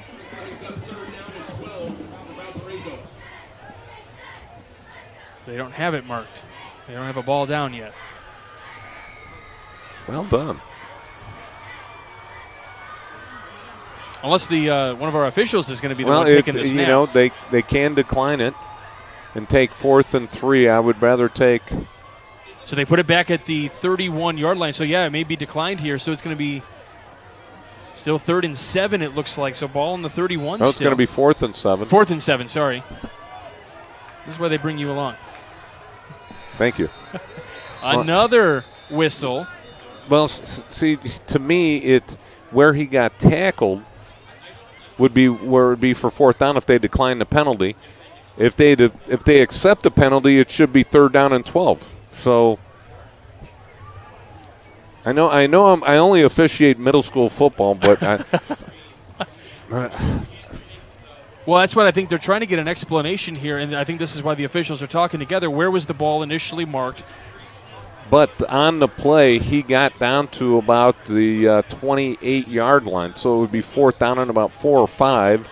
Or it should, if they accept the penalty, it should be 3rd down and 13. I don't know. If you're an official, please let us know what's going on here. I guess it's a matter of, from where, he's going to mark it back. He's got the ball in his hand. He's going to march it back 5 yards, so it'll be 3rd down and 13. Well, doesn't it have a flag? Is the penalty from where the penalty started? No, it's legal procedure, so they called it. So they let the play. They let the play go, and then they can accept the penalty, but now it should be 3rd down and 12 or 13. They've got it on the 32 now. No, I'm sorry, the 36. They're working on it. There they had to go through all the numbers. All right, there they go, 3rd down. All right, we're good. I earned my official patch today. So 3rd down and 13 coming up from the 36. Low snap, ball loose, and they are down, and another flag on the play. And it's another. Now I think you've got to decline it. Now you take 4th down and from the 42, 43-yard line, depending on where the spot of the ball was when he got tackled.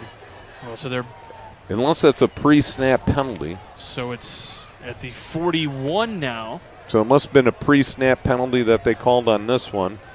So they can't decline it and take the fumble. And if I'm the Vikings here, I'd throw one as far and as deep as I can. If they intercept it, so be it. If it's going to be look at the receivers are a little deep there. They need to move up. Yeah, a little bit. They thought they were playing on the other side. So everyone getting in their position here. They've got 8 seconds to work with. So this is 3rd and 18 now from the 41-yard line. Hosick, but there's another penalty.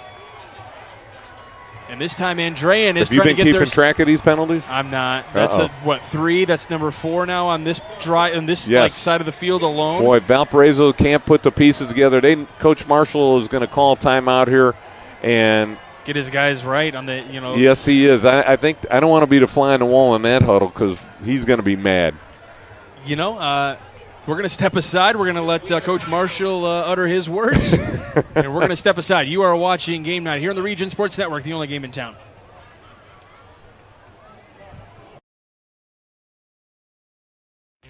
Discover excellence at Moeller Acura of Maryville. Whether you're seeking the thrill of a new Acura or the reliability of a certified pre-owned, we have the perfect vehicle waiting for you. At Moeller Acura, our knowledgeable team is here to provide you with the first-class experience, from your first test drive to every service appointment. Experience luxury, performance, and unparalleled service at Moeller Acura of Maryville, where your journey begins. Visit us today or explore our inventory online at MoellerAcuraofMaryville.com. Value Flooring in Valparaiso is a family-owned business with over 20-plus years in the industry. Located at 708 Silhavy Road, Value Flooring is open Monday through Saturday, offering a wide selection of flooring options and installation. With knowledge and experience, Value Flooring can... Welcome back to Game Night here on the Region Sports Network. Michael Brenner here along with Jay Simmons. It is 3rd down and forever for the Vikings. Hosick down the side, or down the middle, and the pass is going to be incomplete. And as you said, Jay, just hoping to maybe get a completion out there. The target was Seigan. Yeah, you hope for a completion. An interception wouldn't have been bad on that play. And if anything, happened, a pass interference call, pick up the 1st down. So he did the right thing in getting rid of it, that's for sure. Yeah, I don't have the exact number. I wasn't keeping track of. It's hard enough keeping numbers. I know. I'm just giving you a hard time. I know, that's fine. But there was a lot of them in that one series. Boy, it seemed like Valpo all of a sudden picked up the tempo, picked up the pace. They were moving the ball. Looking good. Looking good. They got the ball down. And then, boom. Yep. Wilcox will punt this one away. Vo back running ahead, and he gets stuffed just shy of the 25-yard line. Yeah, number 33 from the Vikings made the hit. Sam Thorgren. A big hit right there. So Andrean will take over, up 14-0 in this one. I think this you can put this down as a little bit of a shocker right now. Well, I mean, again, I don't have the exact number, but you are near, if not already at, 10 penalties for the Vikings here in this half alone. Yes. They have been constantly shooting themselves in the foot. And it's week 2. You have to, I mean, there's going to be some silly things that happen, but this feels like week 1 right now. Pass ahead, lateral, out across the far side of the field. Pass was complete. I'm going to go with that's a pass. Okay, I like it. And that's Tyler Vo out with his first completion of the game. So they started with the ball at the 24-yard line. And now they are out across to the 31-yard line, so a pickup of 6. Brings up 2nd down and 4 for the 59ers. You know, keep the ball, move it down the field. If worst, get a midfield punt, put the Vikings in a long field situation towards the end of the half. Handoff. And running up the middle. That looked, I want to make sure, was that number 5 in there on the run? Or is that still Stovall? I got to look here. Apologies. It's going to be 3rd down and less than 1. Looks like the officials are going to bring out the chains.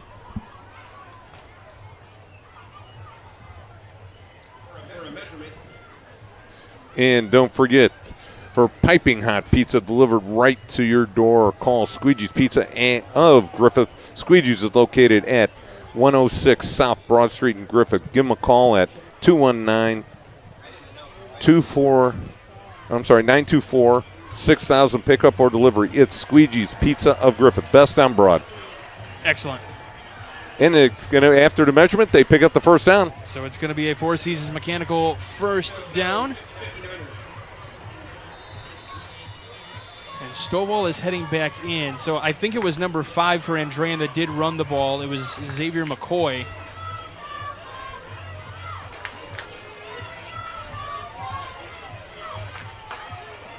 That looks like Stovall in the backfield. Yep, First down and 10 for the 59ers. Looking to pass down the far sideline. Meeting the defense, pass is incomplete. Finley was the intended target. He ran into the defender. Yeah, nice job, Morris, number 17 for the Vikings. Had great position to the inside, cut Finley off from trying to get to the ball. That's not a pass interference, but good defense right there. It's like boxing out for a rebound. Cameron Walden, Larry McDougall, Cameron Asbell, and then Omar Delgado at the front of the Valpo defense. Brody Wheeler, Brendan Gagan, Adam Say, Nick Fry, your linebacker core, and then Jaden Jansma, Tice Morris, and Tyrese Morris, your backfield. Handoff. Stovall runs ahead, and he is tackled at about the 37-yard line.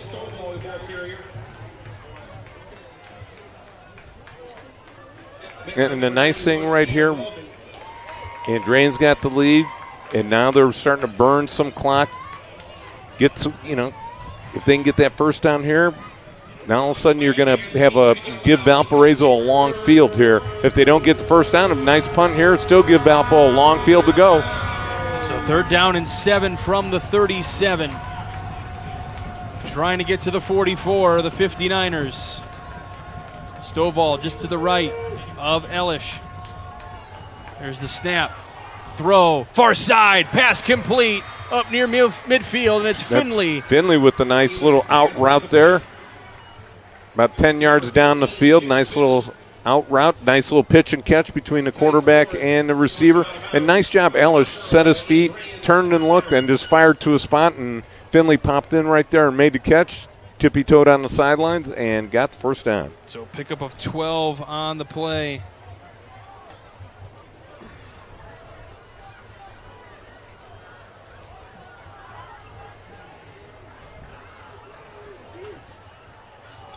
Stovall with the ball, runs ahead. Now getting through the defense a little bit. He is stopped at the 45-yard line. Stovall with a pickup of 6 on the play. Nice job. Andrean offensive line's getting into a nice rhythm right here. Getting that good push in between the tackles. Neither team so far in this game has really tried to run it to the outside. It seems like both teams are, fine with just running it in between the tackles. You got second down and about 4 here. From the 45-yard line, 3:20 to go here in the half. We'll have the Host Connections halftime report for you. Runs ahead, gets stopped at the line of scrimmage. Yep. Maybe. No gain on that play. Even if Valparaiso gets the ball back here, they only have 1 timeout and under 3 minutes in the half. But Andrean just seems to want to hold on to that ball. They're picking up first downs, running it a couple plays, pick up the first down, keep that clock running, see if they can go. Maybe it's time here, Mr. Bradner, to go for the home run ball. Ooh, okay. Who says no? McCoy was in there on that run, by the way. So got nothing. Elish running, picks up the first down, and maybe a couple more on the run. Yeah, it looked like a broken play in there. It looked like he wanted to hand it off to Stovall, but the mesh point just didn't seem to come out right. And also there was a Viking right on top of Stovall to make the tackle, and Elish did a nice job pulling it, able to get out of the shoestring tackle and bounce it out to another. Four Seasons Mechanical first down. Hey, I'm feeding you, man. Look at you. We know it kind of feels like 4-down territory no matter where you're at on this field sometimes. Brought to you again by Four Seasons Mechanical. So from the 40, 1st and 10, handoff is to McCoy on the far side, and he's going to get tackled to get a couple of yards, maybe 2 on the play. Yeah, McCoy, 6'2", 200 pounds, another one of those little bit of heavier backs as compared to Dumas. Picking up some first downs, getting that clock melting down. Right at the 2-minute mark in the second quarter. Stovall back in here.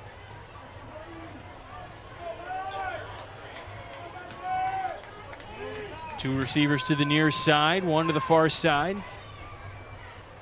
Looking to throw. Pass is caught by Holmes.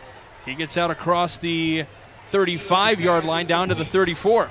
Yeah, it looks like about a pickup of about 5 is going to be third down and about 3, maybe 4 yards here. Looks like Valparaiso is going to call their last timeout. So we will keep it right here. Again, we have that Hose Connections halftime report for you. Do you have any new score updates? I do not. We're saving them for halftime. Excellent. All right, so we will have connecting the first half and the second half of tonight's game. It's the Hose Connections halftime report presented by Hose Connections. They are proven under pressure. And don't forget, following all of tonight's at Region Sports football action, live scores on the Strachan Van Til hometown scoreboard, streaming on youtube.com, Region Sports, and facebook.com, Region Sports, and regionsports.com, Strachan Van Til. Shop online for delivery or curbside pickup at strachanvantil.com. Yeah, we got to have some material for halftime, so let's save some scores for halftime. We've got some unofficial numbers. Save those for halftime. That's fine. So ball at the 34-yard line. It'll be 3rd down and 4 for the 59ers. I'm just with 92 seconds. Just going to say, I think everybody's taken back here a little bit at this score right now. I think it's a little bit of the upset mode going on here.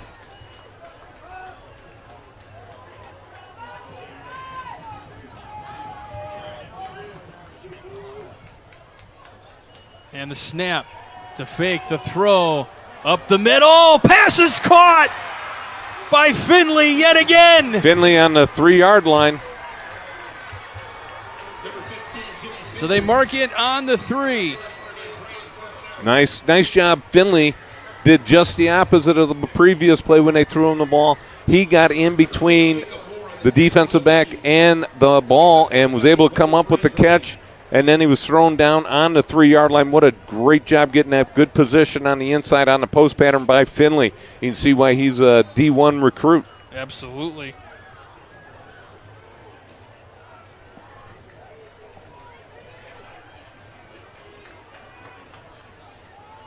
Stovall into the end zone. Walks into the end zone.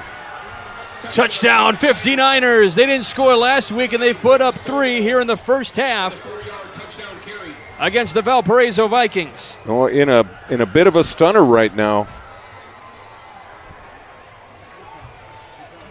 We thought this was definitely Valparaiso's game to win, but boy, has Andrean shown up, and they have played extremely well.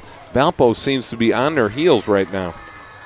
Well, Valpo's a team that can definitely make adjustments at the halftime, so we'll see how it all plays out. But certainly this is what you want to do if you're the 59ers right now. It's 20-0 your score right now. $1:14 left to go in the half. Kick is up, and the PAT is through. So 21-0 your score here at Viking Field. You are watching Game Night on the Region Sports Network, the only game in town.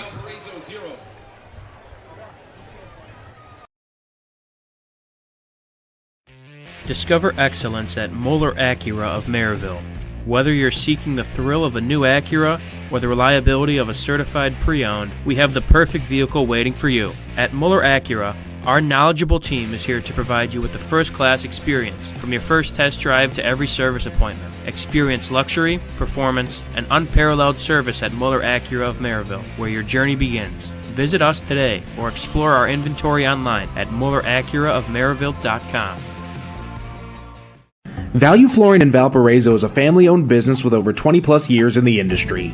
Located at 708 Silhavy Road, Value Flooring is open Monday through Saturday, offering a wide selection of flooring options and installation. With knowledge and experience, Value Flooring can also assist customers on a personal level by coordinating colors and by selecting the right products for their lifestyles. The number to call is 548-2705, and the website is valueflooringonline.com. Welcome back to Game Night here on the Region Sports Network. We got a Quintel kickoff. This kickoff and all kickoffs are presented by Quintel Incorporated, specializing in the reconditioning, repairing, and remanufacturing of heat exchangers. Valpo trying to get on the scoreboard here on this final 1:14 before we get to the halftime. Pick up here, trying to get something going for the Vikings. Julian Stokes breaks through. Julian Stokes making his way on the kickoff return and is in for the Viking touchdown. Yeah, what a nice job by the returner right there. He did a great job. He started out on the outside, cut it back, and got into his blocking and did a great job. As you watch right here on the kickoff, he catches it at about the 4-yard line, takes it to about the 30, cuts it right to the middle field, had a huge block at the 35, and just rambles it on in for the score.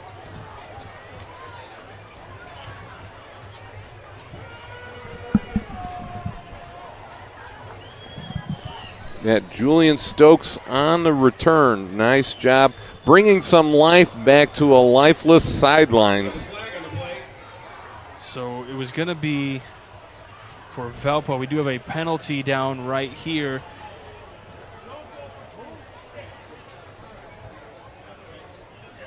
Trevor Fonder was on to kick the PAT.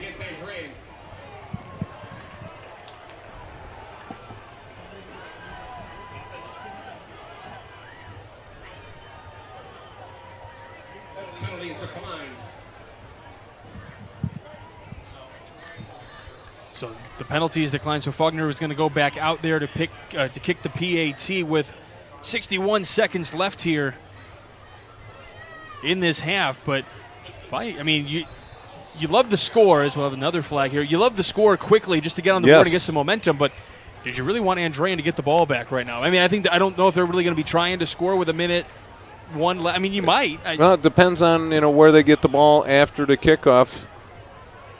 Each team has one timeout left, so Well, we'll have to, it just depends.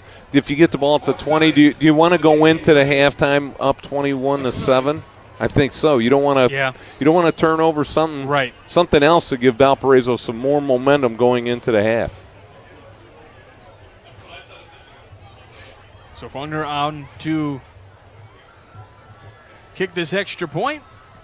It is up, and it appears to be good. It is indeed. So 21-7 your score after the big return from Julian Stokes. You're watching Game Night on the Region Sports Network, the only game in town.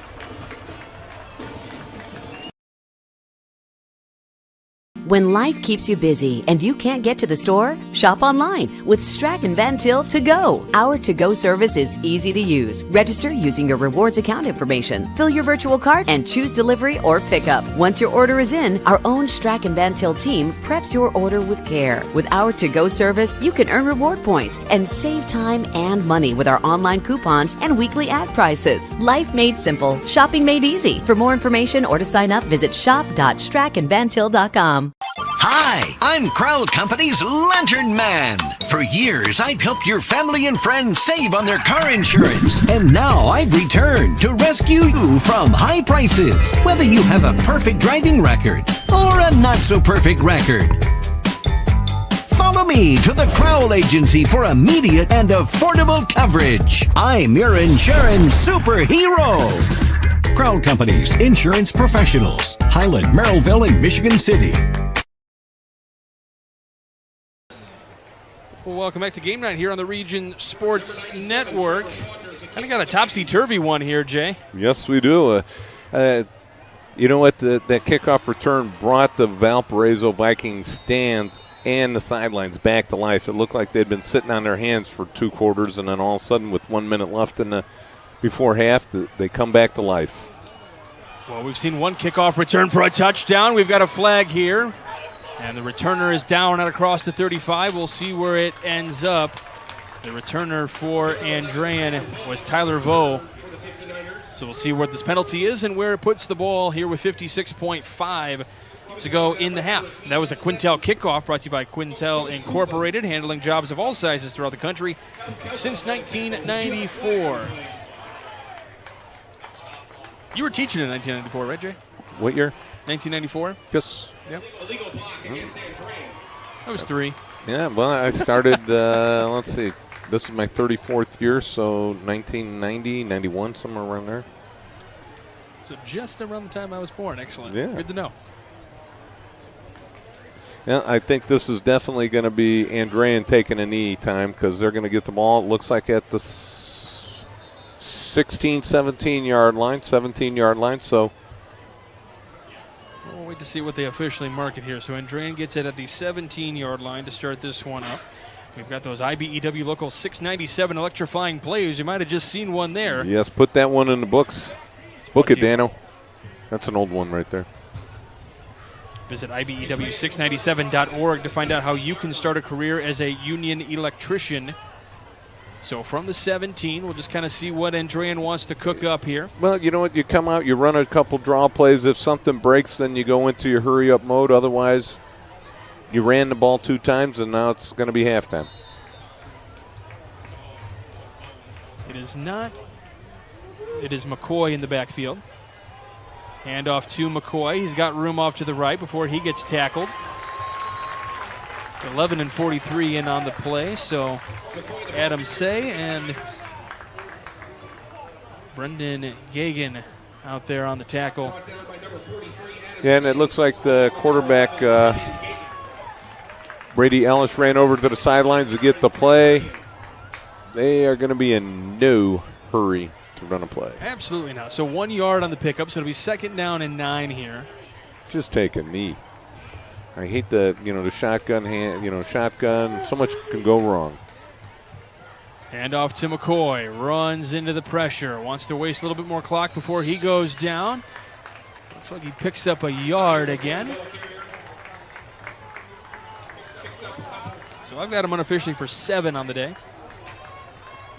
And that's going to take us to half. And that's your halftime score, 21-7 in favor of the 59ers. You are watching Game Night here on the Region Sports Network, the only game in town.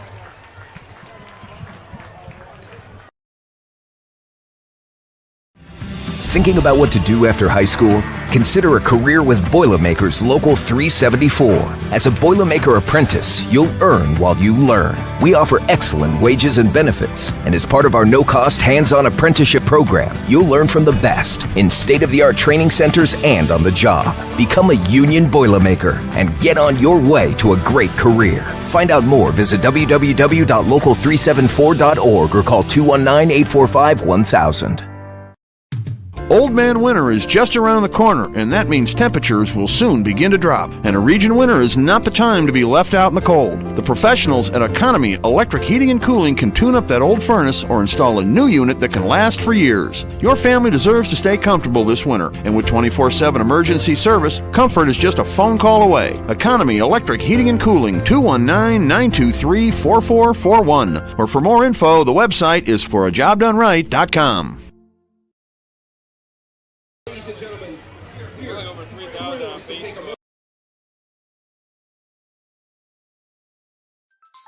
Tech Checking Plus from Tech Credit Union offers everything you'd expect from a checking account. Plus, you'll earn one of their best dividend rates for maintaining a higher account balance. Currently, 4.85% annual percentage yield. No need to choose between easy access to funds or earning a better dividend. Tech Checking Plus gives you both. Visit techcu.org, contact any branch, or call 800-276-8324 to learn more. Tech Credit Union is federally insured by the NCUA. Rates may change without notice.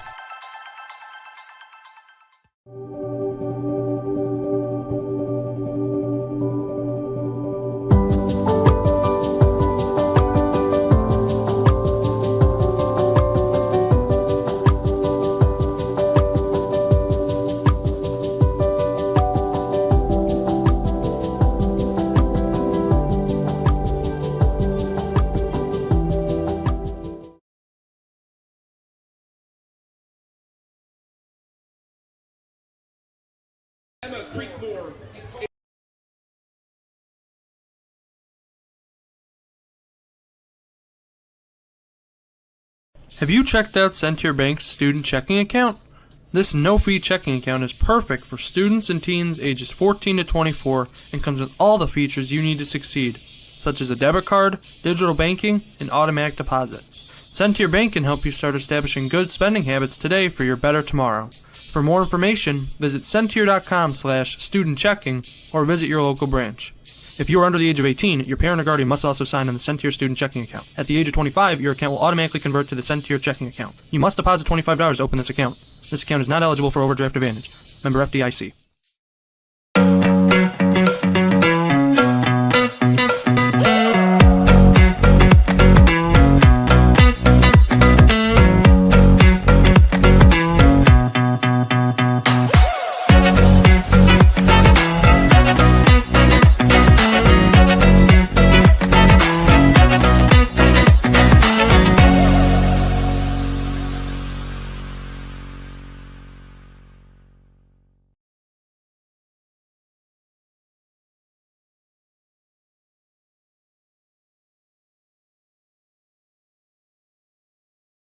For over 100 years, Burns Funeral Home and Crematory has been assisting families in their time of need.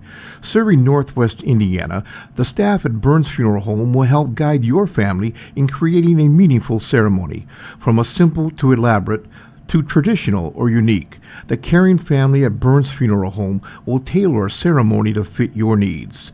And for your other loved ones, Burns Funeral now has a pet cemetery and crematory.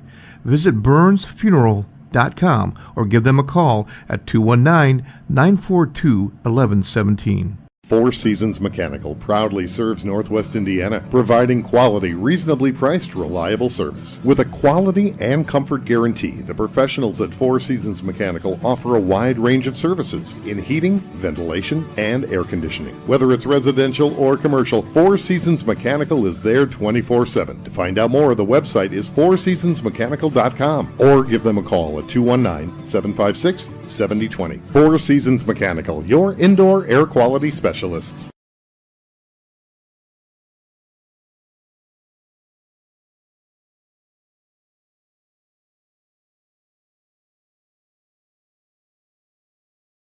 earn while you learn from the best hands in the business. The Bricklayers Allied Craft Workers for Indiana, Kentucky Apprenticeship. That's right, this is a paid apprenticeship. I'm getting an education while learning a trade and getting paid for it. The thing that surprised me the most about this apprenticeship program is the respect I've received after the proper time and training. Classes start soon, so apply now. There are training centers throughout Indiana and Kentucky. We are the Bricklayers and Allied Craft Workers for Indiana, Kentucky Apprenticeship. The best hands in the business. Flip the switch, a light turns on. Press the button, machines and instruments come to life. Touch the screen, communicate with the world. Simple tasks, guaranteed results, every second of every day. That's the power of power. And that's the power brought to you by the NECA contractors and electrical workers of Local 531.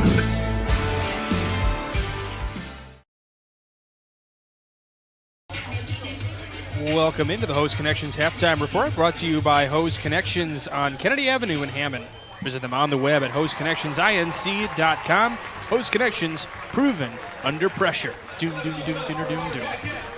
And we got a little bit of a shocker going on here tonight, I think. Andrean, after losing to Maryville 27-0 in the first game of the season, coming out and playing lights out here against Valparaiso, seems to have a little bit of a letdown here in the second game, the first half. So Valparaiso's, they got a little bit of a lift on that kickoff return. Well, let's go over to scoring here. Let's start with Jimmy Finley's interception, or do you want to do the kickoff? All right, here we go. Jimmy Finley as the quarterback for Valparaiso. Keenan Hosick starts to roll out a little bit, finds a little bit of opening, then decides to throw it down the field. Ill-advised pass. Jimmy Finley picks it off, and that is a 40-yard touchdown return. Pick six. And that came at 6:28 in the first quarter, and that started the scoring for the 59ers. The next scorer, Jimmy Finley, came from a pass from Brady Ellish, a 15-yard pass at 11:42 in the second quarter. That put him up 14-0. Jimmy Finley 12, and Valparaiso nothing. As you.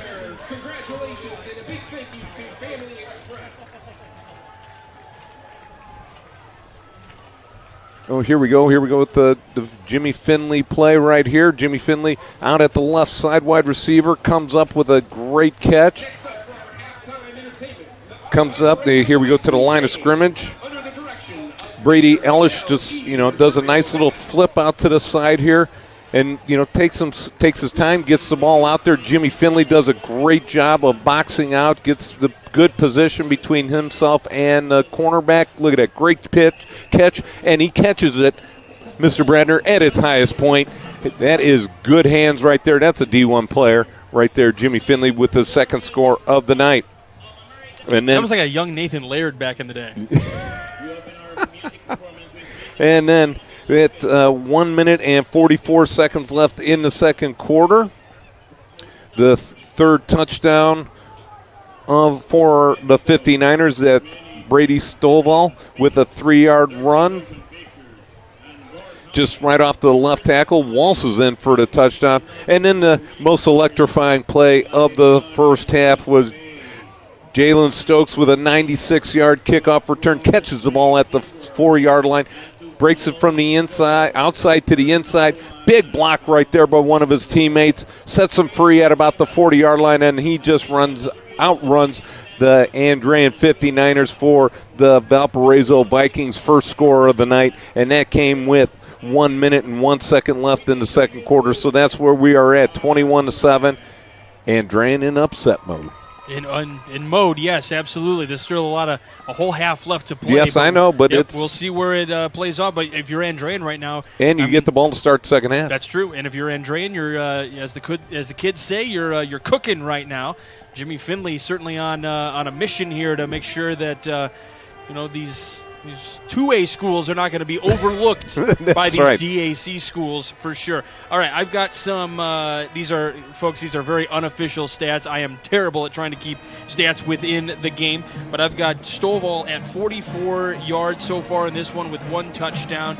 Ellis ran for about 20 yards in that first half. McCoy with 7 in the first half. Finley catching for 68 yards total in that first half. Again, unofficial. Had that 15-yard catch for the touchdown. Also had the pick 6 as well.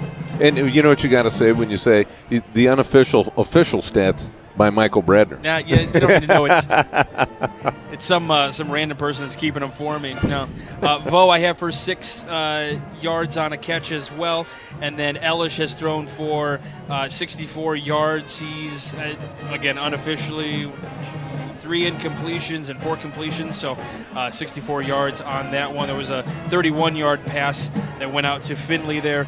That would give him his 68 yards. For Valparaiso, Berta has run here in the first half about 73 yards, again unofficially, and Hosick has ran for 5. And with 15 carries. Yeah, 15. And so he's been really the go-to guy. He's been carrying this offense. Yeah, 4 for 7, by the way, for Ellis on that one. And then Hosick, I said, ran for 5 as well. And then McKenzie gets that catch for 12 yards. Really, it's 1 for 5. Again, unofficial. Hosick, I have 1 for 5 as of right now. May have missed a completion. And with a pick 6 thrown in there. With a pick 6, yeah. So really the bright spot for the Vikings offensively has been Jalen Stokes with the 96-yard return. They really haven't been able to muster much up, and it seems like they get some momentum going at the beginning of a drive. Then all of a sudden they get past midfield, and all of a sudden penalties hit, and then they lose their rhythm. And it seems like they just can never get it back in a whole drive. They get started good, and then they just fall apart as the drive goes on. So that's what I mean. If you're going to clean up one thing for the second half, for sure, and we'll talk about kind of keys to that second half, but limiting the penalties will be a big one, I'm sure, if you were to talk to Coach Marshall right now. All right, let's go ahead. Take a break, and we'll come back with these. Sounds good. All right, we're going to step aside for just a moment. You are watching Game Night here on the Region Sports Network, the only game in town. Hey, can you... Credit Union One, the official banking partner of Notre Dame Athletics, wants to reward you for everyday banking. CU1's high-yield checking offers the opportunity to earn up to 5.25% APY when you make qualifying transactions each month. No monthly fees and no minimum or opening balance required. Plus, you'll be able to bank anytime and anywhere with 24/7 digital and mobile banking. Start making more of your money with Credit Union One. Open an account at cu1.com/high-yield checking. We love home internet from T-Mobile. Now Mesh boosts Wi-Fi all over your home. Taking a class in your attic, that dead spot is gone. Stream ballet in your man cave, learn to paint on your lawn. It's glorious. And now on the road, you can take T-Mobile Wi-Fi with you. Hey, stay connected and watch what you'll do.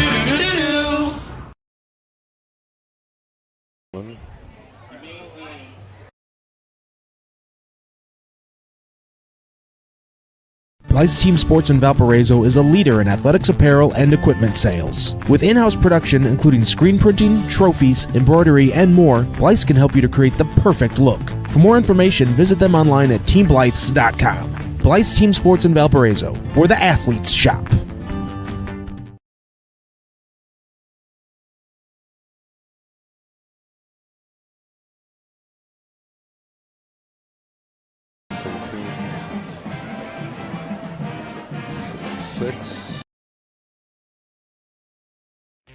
Discover excellence at Moeller Acura of Maryville. Whether you're seeking the thrill of a new Acura or the reliability of a certified pre-owned, we have the perfect vehicle waiting for you. At Moeller Acura, our knowledgeable team is here to provide you with the first-class experience from your first test drive to every service appointment. Experience luxury, performance, and unparalleled service at Moeller Acura of Maryville, where your journey begins. Visit us today or explore our inventory online at MoellerAcuraofMaryville.com. Value Flooring in Valparaiso is a family-owned business with over 20-plus years in the industry. Located at 708 Silhavy Road, Value Flooring is open Monday through Saturday, offering a wide selection of flooring options and installation. With knowledge and experience, Value Flooring can also assist customers on a personal level by coordinating colors and by selecting the right products for their lifestyles. The number to call is 548-2705, and the website is valueflooringonline.com.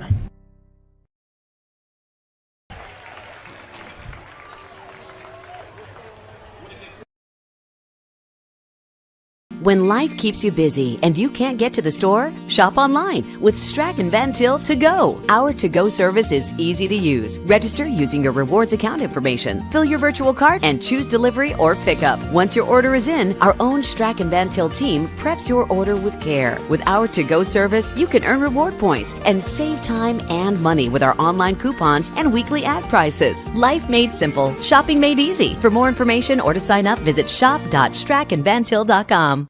Hi, I'm Crowd Company's Lantern Man. For years, I've helped your family and friends save on their car insurance. And now I've returned to rescue you from high prices. Whether you have a perfect driving record or a not-so-perfect record.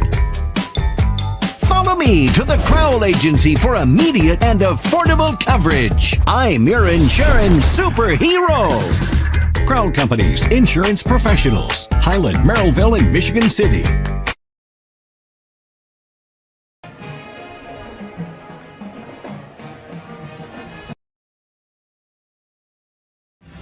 Thinking about what to do after high school? Consider a career with Boilermakers Local 374. As a Boilermaker apprentice, you'll earn while you learn. We offer excellent wages and benefits, and as part of our no-cost hands-on apprenticeship program, you'll learn from the best in state-of-the-art training centers and on the job. Become a union Boilermaker and get on your way to a great career. Find out more, visit www.local374.org or call 219-845-1000. Old Man Winter is just around the corner, and that means temperatures will soon begin to drop. And a region winter is not the time to be left out in the cold. The professionals at Economy Electric Heating and Cooling can tune up that old furnace or install a new unit that can last for years. Your family deserves to stay comfortable this winter, and with 24/7 emergency service, comfort is just a phone call away. Economy Electric Heating and Cooling, 219-923-4441. Or for more info, the website is forajobdoneright.com. And welcome back to Valparaiso High School. We have an upset brewing here at halftime. Andrean 59ers up 21-7 over the Vikings. Let's get to some halftime scores at your Hose Connection halftime update. The scoreboard is brought to you by Strachan Van Til. Is brought to you by Strachan Van Til Scoreboard, your favorite Indiana-made grocery store. Let's dive into some of these scores here. Most of them are in the third quarter. This game running a little bit late, or a little bit longer than most. And we got Crown Point 28, Arizona College Prep 0. That is in the third quarter. At halftime, Calumet Christian 43, Bowman Academy 6. River Forest 14, Calumet 0. Another little upset brewing right there. The ingots rolling on here as we continue on. The Chesterton Trojans 21, Morton Governors 9. That is at the half. East Chicago Central and Westside knotted up at zeros, just the start of the third quarter. Griffith Panthers continuing to roll. They are up 42-0 all over the Munster Mustangs. Well, they are playing some good football. Last week scored 50-some points against Highland, now 42 points against Munster, and that is in the third quarter. TF South 12, Hammond Central 7, Indianapolis Bishop Chatard 28, Hanover 7. Hanover seems to be holding on. It was 28-7 early in the second quarter, and now they're in the third quarter, and they're holding on to that 28-7, and they're fighting back. So they're hanging in there, but it's still a big deficit to come back from. We got Kankakee Valley. Let's go. Kankakee Valley and Wheeler knotted up at 21 in the third quarter. Lafayette Jeff 10, Michigan City 7. Michigan City hanging strong in that one. And a finish for the Grand Rapids Catholic. That is 17. Lake Central is 10. That's played up in Michigan, so they're an hour ahead of us. That way that game is finished. And let's continue on. Lowell Red Devils 7. LaPorte Slicers 6 in the third quarter. Maryville 29. Hobart Brickies 0. That's also in the third quarter. Finishing up on the last page of scores, we've got Northwood 16, Portage 0, and Boone Grove 16, South Central 6, and the last scoreboard update from Strachan Van Til, Whiting 13, Trojans 6. And that is your scoreboard update brought to you by Strachan Van Til. Shop online for delivery or curbside pickup at strachanvantil.com. You the man. Thank you. You the man. All right, you go ahead and dodge all the kids and run to the restroom real quick. I'll take it the rest of the way. We're going to take a quick timeout. We're going to come back here in just a moment. You're watching Game Night here on the Region Sports Network, the only game in town.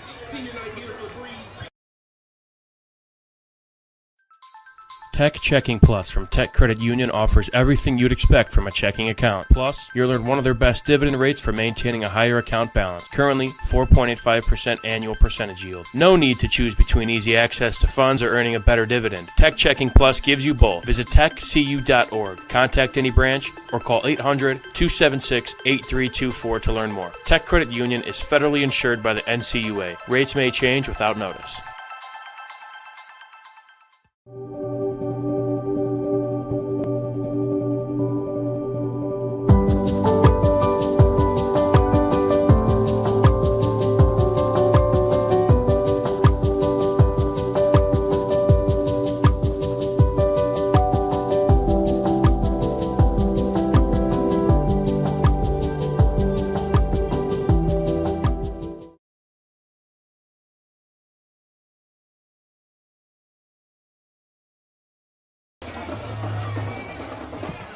Welcome back to Game Night here on the Region Sports Network. Michael Brenner, Jay Simmons, Zach Sinelli working the production tonight, and then Scott Stessel working the camera, always doing a fine job here at Valparaiso High School. Valparaiso will kick it away, and Andrean will get the ball to start the second half. And it'll be a Quintel kickoff. This kickoff and all kickoffs are presented by Quintel Incorporated, specializing in the reconditioning, repairing, and remanufacturing of heat exchangers. So we talked about kind of one of those things for the Vikings here in this second half, having to definitely minimize the penalties. They can get the run game going. They got to get the pass game going a little bit. But certainly cutting down on those penalties will be key for the Vikings here in the second half. You've been tuned into the Hose Connections halftime report, brought to you by Hose Connections. They are proven under pressure. You can visit them on the web at hoseconnectionsinc.com.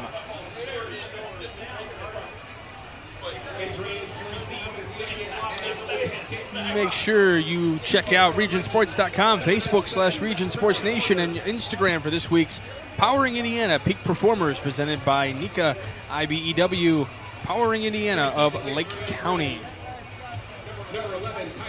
The region's most trusted electricians. All right, starting things up here. We will kick things away for Valparaiso. Vonder will kick it away. Back to return for Andrean. We've had Vo out there. And this time for the Vikings, also in the backfield. Looks like I saw 13. Is that Cusick? That's exactly who they kick it to. And he takes the pass out ahead. It's actually number 15 for Andrean. That is Jimmy Finley. Finley! As he's going to step out of bounds, there's a whistle. He's going to run it all the way to the end. He stepped out of bounds about the 45-yard line. Good call by the official. So Finley shaking up the crowd here. Yeah, he's trying to get that Andrean sideline hyped up. Had a decent crowd across the way there for the 59ers. I thought initially when I was looking through the binoculars, I couldn't see the second number. I thought it looked like a 3 at one point, and I was like, wait a minute, they're putting their kicker out there to return? Then Jimmy Finley comes streaking down the near side of the field, and he is going to step out at the 45-yard line. We'll mark it officially here.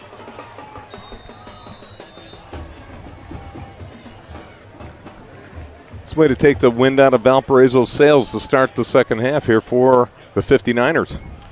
Yeah, starting off good field position right off the bat. Handoff. Stovall breaking through, getting ahead. And he goes out across midfield. Stovall, ball carrier for Andrean. So Stovall out to the 44-yard line. Yeah, nice job of that offensive line getting up to those linebackers to get that play wide open down the field. So that was nice running right there. That was good for the first down. So 11 yards on the pickup. Of course, he's a mechanical first down, by the way. So I've got him unofficially for 55-ish yards. And we've got the official stopping to set the first down chains and get the clock going. He did not go out of bounds, so the clock will start on the official signal.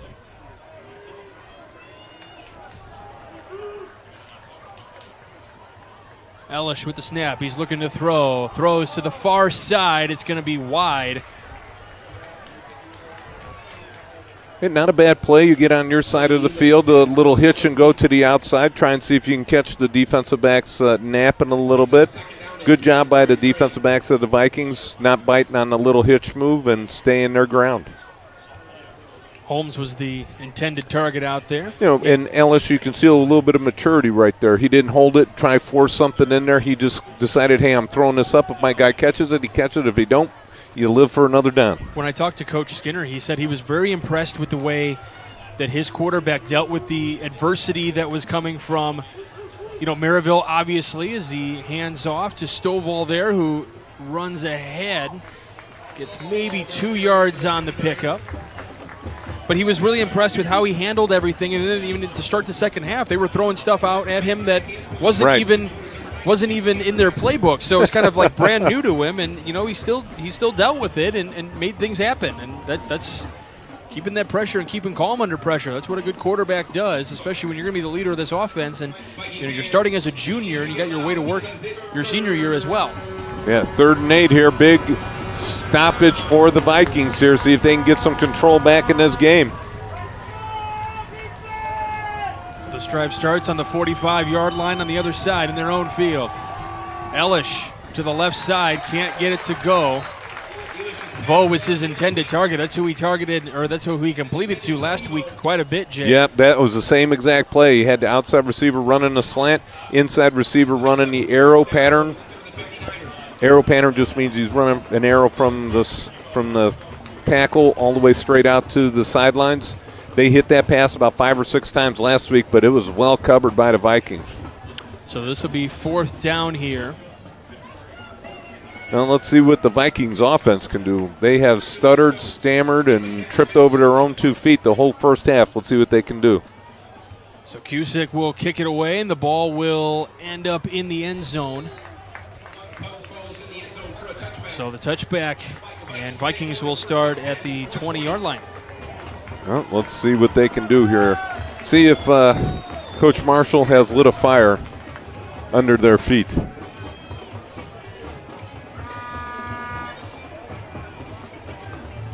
I know there was a fire under you. You had to cut through the crowds to make your way.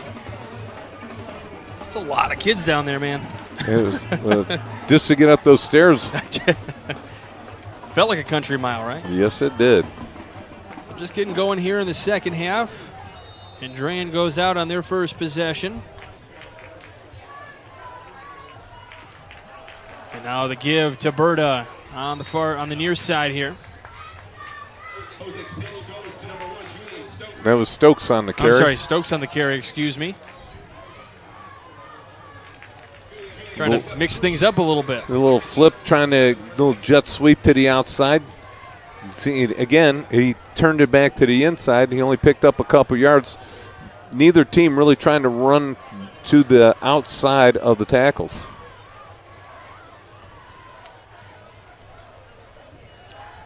Handoff, Hozick flushing out of the left. He's got guys behind him. He's able to keep and run, and he gets pushed out of bounds. but not before he gets a couple of yards. It looks like it's going to be 3rd down and 1 from the 29-yard line. So up to the 29, so a pickup of 6. Hosick got unofficially for 11 yards rushing now in this one. He had 96 last week. I have him for 12 throwing today. He threw for almost 300 last week. A little bit different pace to the Valpo offenses compared to last week.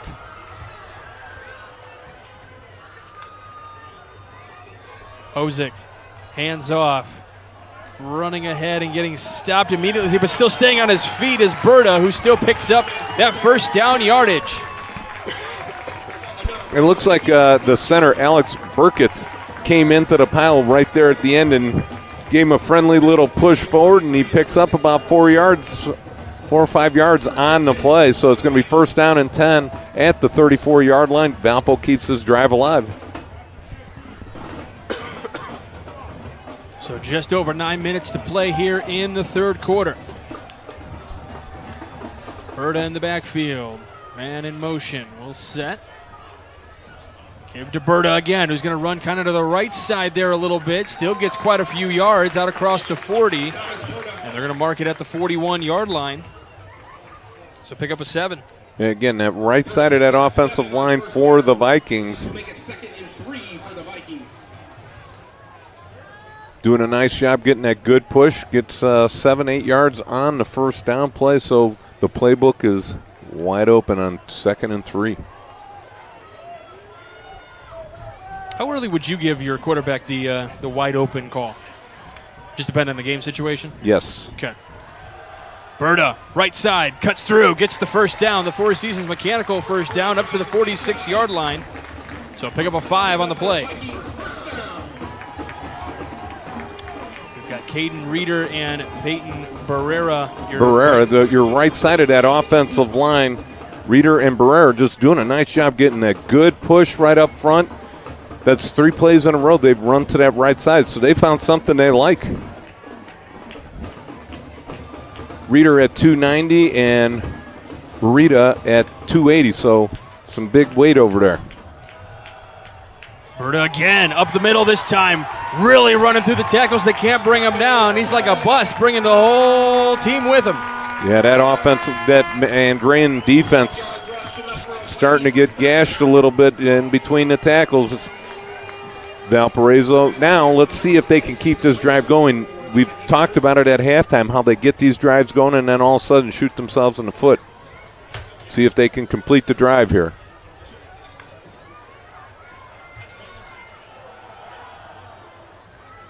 Handoff again, and it's going to pick up 1 this time. Yeah, number 10, Ethan Rainin, came up from his linebacker position and made the hit right at the line of scrimmage. And the running back, Berta, was able to drag him for a couple yards, so it's going to be 2nd down and 9, all right, for 1 yard.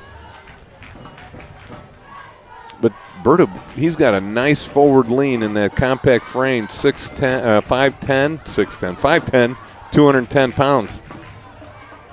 But he's got that low center of gravity. He's hitting you, and his feet are driving. Over 100 yards rushing for Berta. Keep by Hosick, gets out of the pressure, runs to his right. He's got a little bit of room to run. He's going to pull it back, throws, passes complete on the far side before getting knocked out of bounds. I'm waiting, I'm looking. I do not see a flag on the play, so he never broke the line of scrimmage. McKenzie gets the pickup. Well, what improvisation right there by Hosick right there to all of a sudden, one step before he crosses the line of scrimmage and just flips it out there for a big gain. 15 yards on the completion to McKenzie.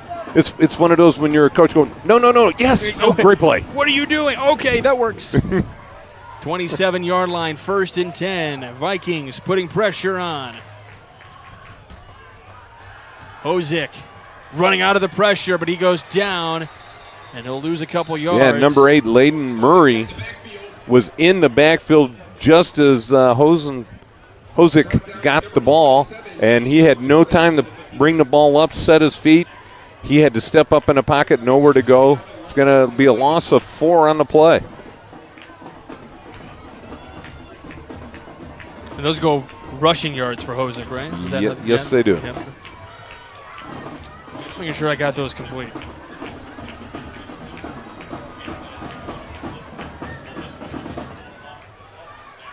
So Hosick stepping up. Handoff is ahead, trying to get their way through.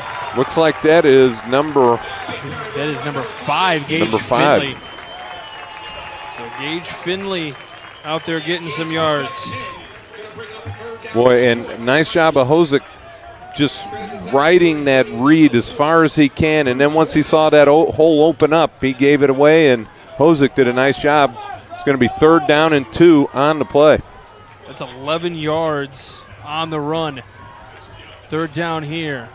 Berta gets the first down. He's still going before he's finally wrapped up inside the 10.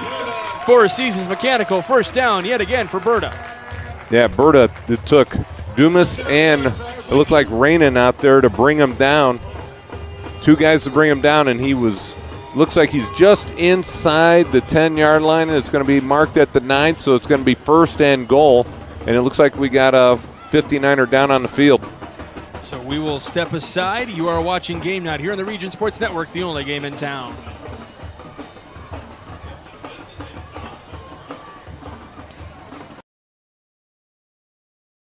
Have you checked out Centier Bank's student checking account?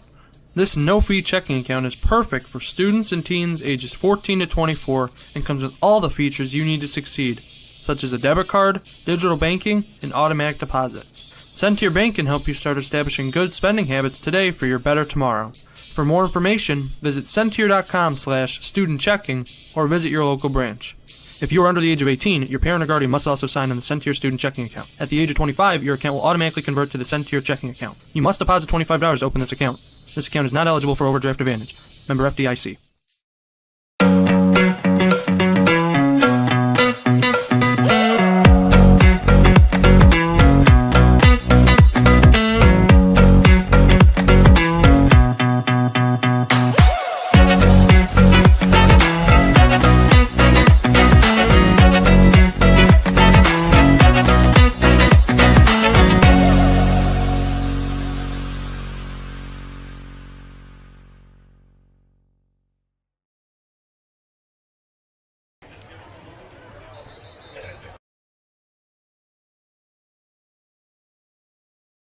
For over 100 years, Burns Funeral Home and Crematory has been assisting families in their time of need.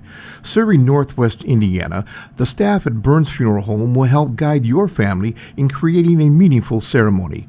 From a simple to elaborate, to traditional or unique, the caring family at Burns Funeral Home will tailor a ceremony to fit your needs. And for your other loved ones, Burns Funeral... Welcome back to Game Night here on the Region Sports Network. It was Jimmy Finley, the Andrean player, down. We're hoping just a cramp. That would be a huge loss for Andrean if he's lost for any extended amount of time. But it's 1st down. Berta runs ahead, getting inside the 5 and getting tackled in for the touchdown. Nice 2nd and 3rd effort by Berta. Gets a nice push from the offensive line, just a simple little dive play over the left-hand side. I thought he got tackled, but he goes in for the touchdown. Yeah, he just, you saw the lineman being tackled and not Berta. Berta bounces it to the inside and takes it in for the score. So a 9-yard pickup and a 9-yard touchdown for Berta.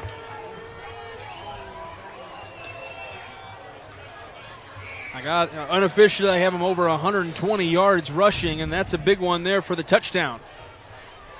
Brings them within 1 here. Squander picks that one up, and it is a 21-14 ball game with 5 minutes to go in the 3rd. You're watching Game Night on the Region Sports Network, the only game in town.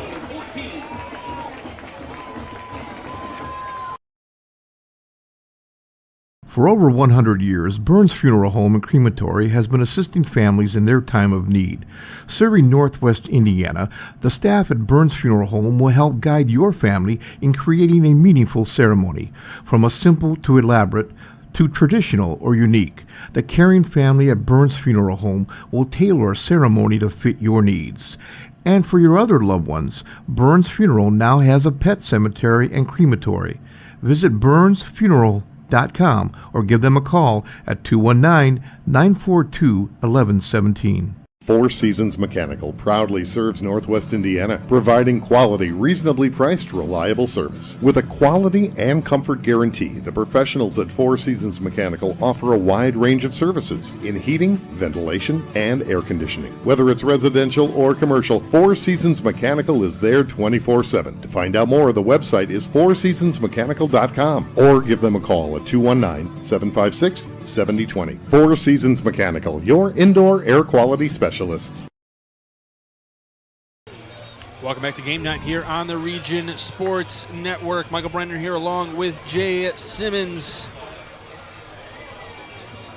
Valparaiso scoring 14 points unanswered. Now they're only down 21-14. 5 minutes left in the third quarter. It's going to be a fun little bit of third quarter and fourth quarter coming up for you. See if Andrean can answer the bell here. Such positivity in that first half, and we mentioned off air, Jay, like that was the methodical drive they've been trying to get points off of all game long, and it finally works out this time for them.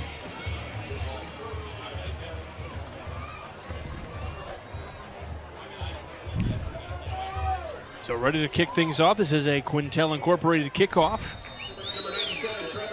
Kick for the Vikings. So Fonder on to kick. We'll see which direction they go. They're looking for Vo. Vo just beyond the 10-yard line, trying to get something going here for Andrean in the second half. He's got a couple of broken tackles before he is spun down across the 25.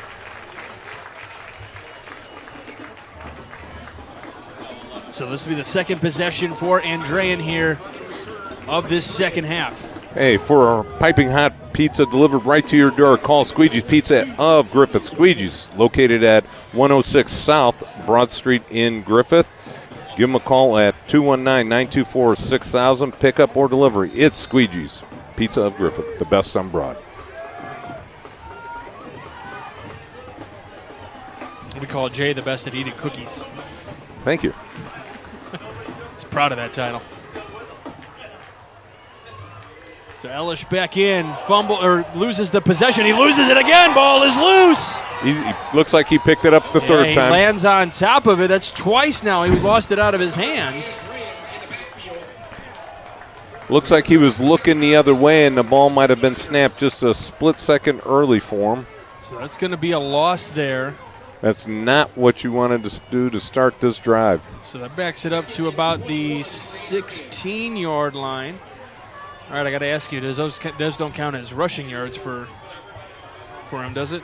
Technically in the book? You know what? I am not sure on that one. I would give it to him anyways. You're going to give him a loss on that? Yes. Okay.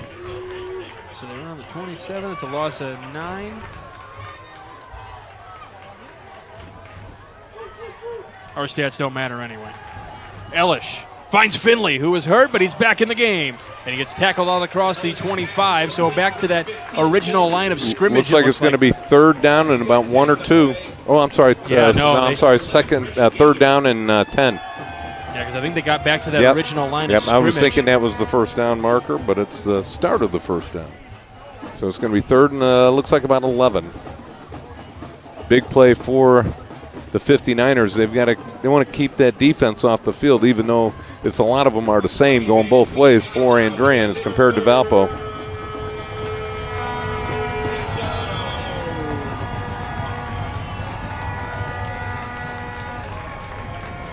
So third down coming up here. Elish stepping up. Tries to tuck and run. He's avoiding pressure. He gets out of it, and he finally goes down. Number 11 for the Vikings. Brendan Gagan with the big sack. Where you thought Brady Ellis was going to sneak out of that one, and all of a sudden Gagan comes out of nowhere and makes the tackle. So we talk about the momentum shift in this one. It's on the side of the Vikings here in this second half. And it looks like where they're lined up deep to catch the punt, they're going to be in Andrean territory. Well, that's going to be a short punt. Well, nope, it's going to take a bounce, and it's going to take a little bit of a roll. Stokes picks it up around the 40. He's got some room to run here on the near edge, out across the 50, so they are going to start. We got a flag on the play at the 33-yard line, so we'll see what happens with that flag. Now, you had paid good money before the game started to keep those flags in pockets. Oh, yes. So we'll see where the penalty's at, and that'll decide where the field position's at for Valparaiso.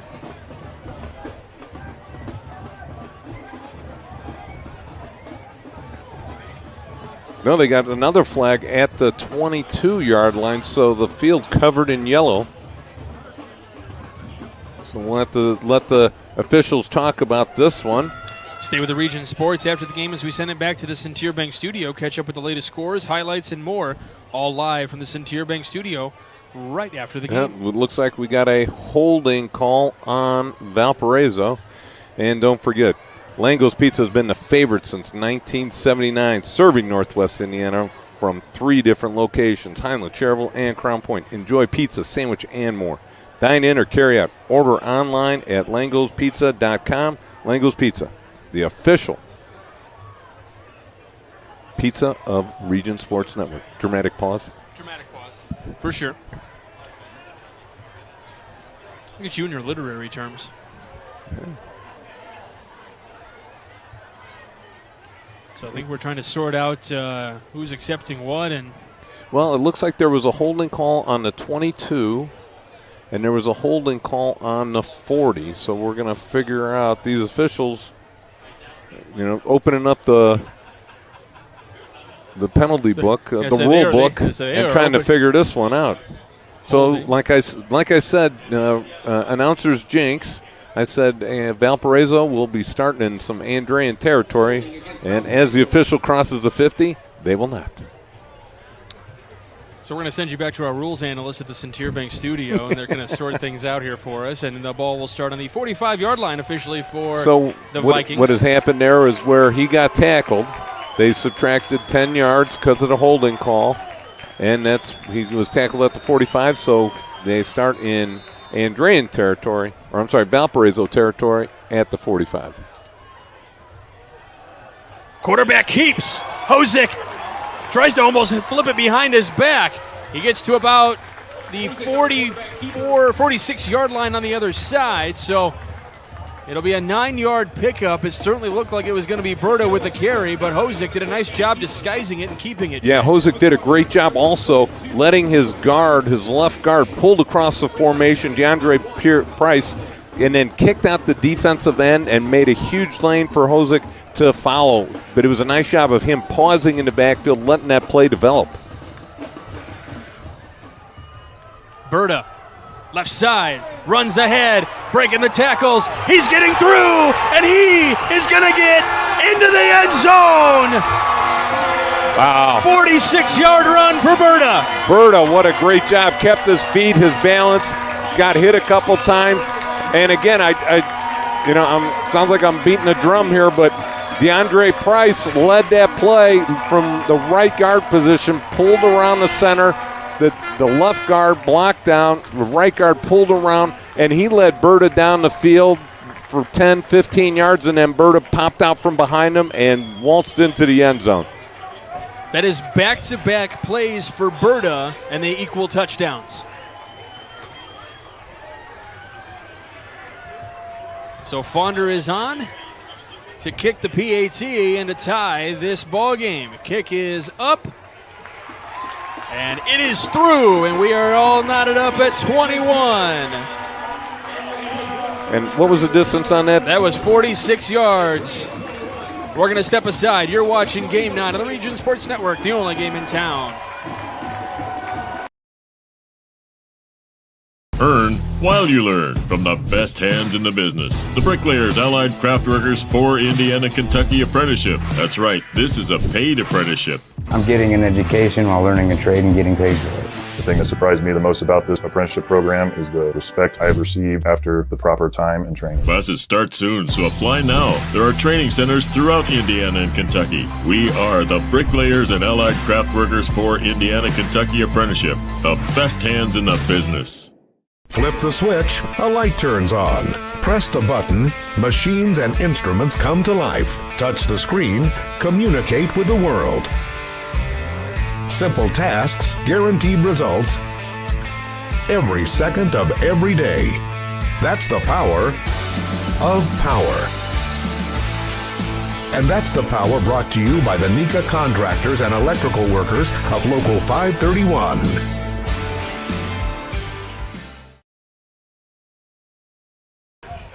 And we welcome you back to Game Night here on the Region Sports Network. $1:43 to go here in the third quarter.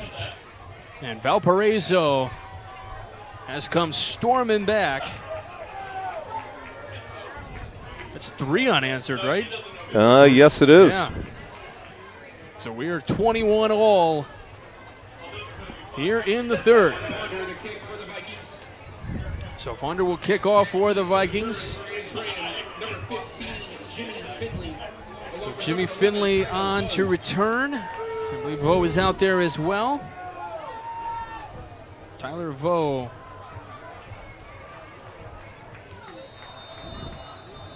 Vo had 10 catches last week for 81 yards. Finley had 3 catches for 53, but Jimmy Finley's had it all in that first half. A pick 6, a big touchdown.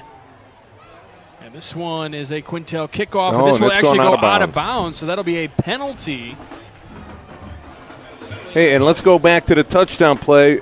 Berta for 46 yards. Let's look at it.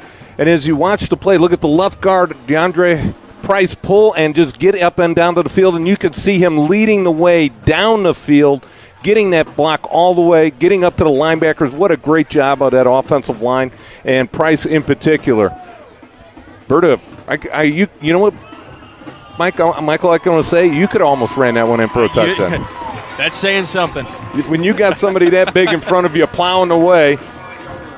All right. You weren't talking about me just now, then. Yeah. No, you weren't in front. Hey, you're not 6'3", 320. You need more than one. You'd need more than one seat. I'd be taking a little bit more room in the box here. Yes, you would. All right, Andrean trying to get something going here in the second half.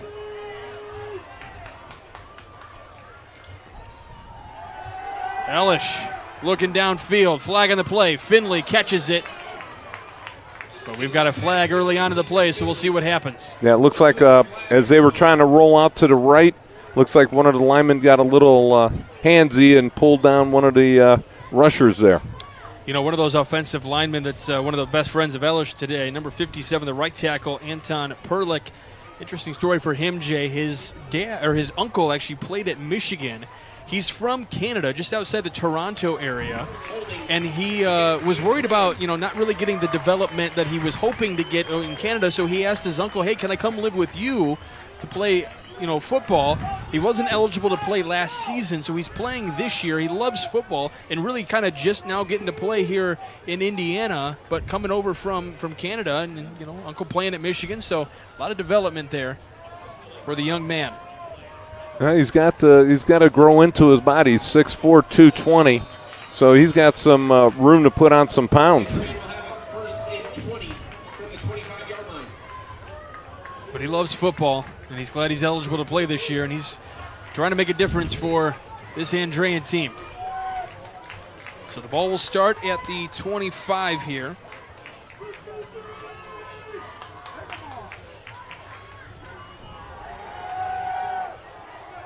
Pass is complete onto the far side, but tackled for a loss.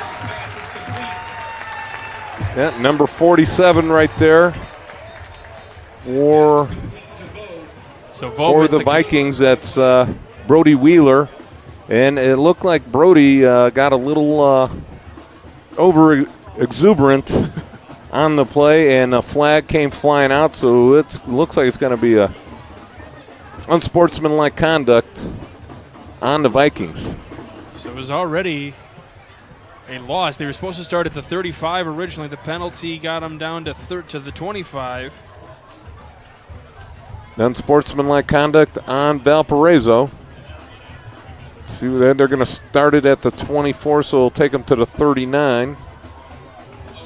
Unsportsmanlike conduct against the Vikings. And that will, the chain gang was starting to move, and the official like, where are you going? You're second down. So it's going to be second down, and it looks like about 7 yards, maybe 6. Second down at 6. Let's go with that. Works for me. So this is where that was a huge play for the 59ers, getting them out of the hole. So from the 39, second down and 6. Looking to throw. Down the middle. Almost intercepted. In and out of the hands. Braden Gagan. Gagan.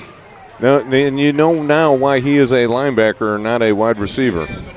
He was close. It was, He looked like he went to catch it and he tripped over his own 2 feet. Do I see a flag on the play at the 32? Yeah, there's roughing the passer against Andrean here. So it's gonna give him the first down, right? Yes, and then some. I don't know if that's a spot foul or if that goes back to the line of scrimmage and is marked off at 15 yards from the line of scrimmage. If it is, yep, they already marked it at the 46-yard line as they cross midfield. 2 penalties really helping Andrean here on this drive. Have you been keeping track of the penalties? No. All right. There's only so much I can do, sir. I hear you. 46. I don't even know who gets what yardage and who gets losses and everything here. So starting it up here. 46. Stovall runs ahead.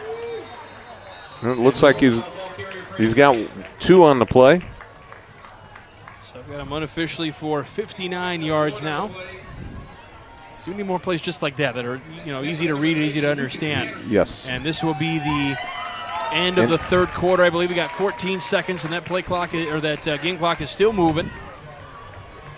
So that is going to be the end of the third quarter. We are all knotted up at 21. We'll wait officially here until it ends. Yes, it's done. All right, now we're good. Here you go. You're watching Game Night on the Region Sports Network, the only game in town. Credit Union One, the official banking partner of Notre Dame Athletics, wants to reward you for everyday banking. CU1's high-yield checking offers the opportunity to earn up to 5.25% APY when you make qualifying transactions each month. No monthly fees and no minimum or opening balance required. Plus, you'll be able to bank anytime and anywhere with 24/7 digital and mobile banking. Start making more of your money with Credit Union One. Open an account at cu1.com/high-yield checking. We love home internet from T-Mobile. Now Mesh boosts Wi-Fi all over your home.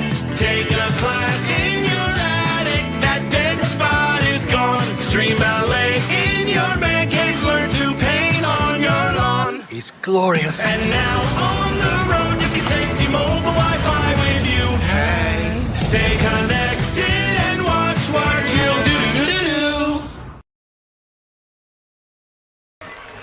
Welcome back to Game Night here on the Region Sports Network. Getting ready to kick things off, or take things over here to start the fourth quarter here at Valparaiso High School. Beautiful night for football. What's the temperature out here? County Electric Heating and Cooling Game Night forecast. A beautiful 75 degrees out here right now. Still kind of warm for this time of night, but it is still August. The one thing that has knocked down, though, is the breeze. There's no more breeze that is coming through. No. Very disappointed about that.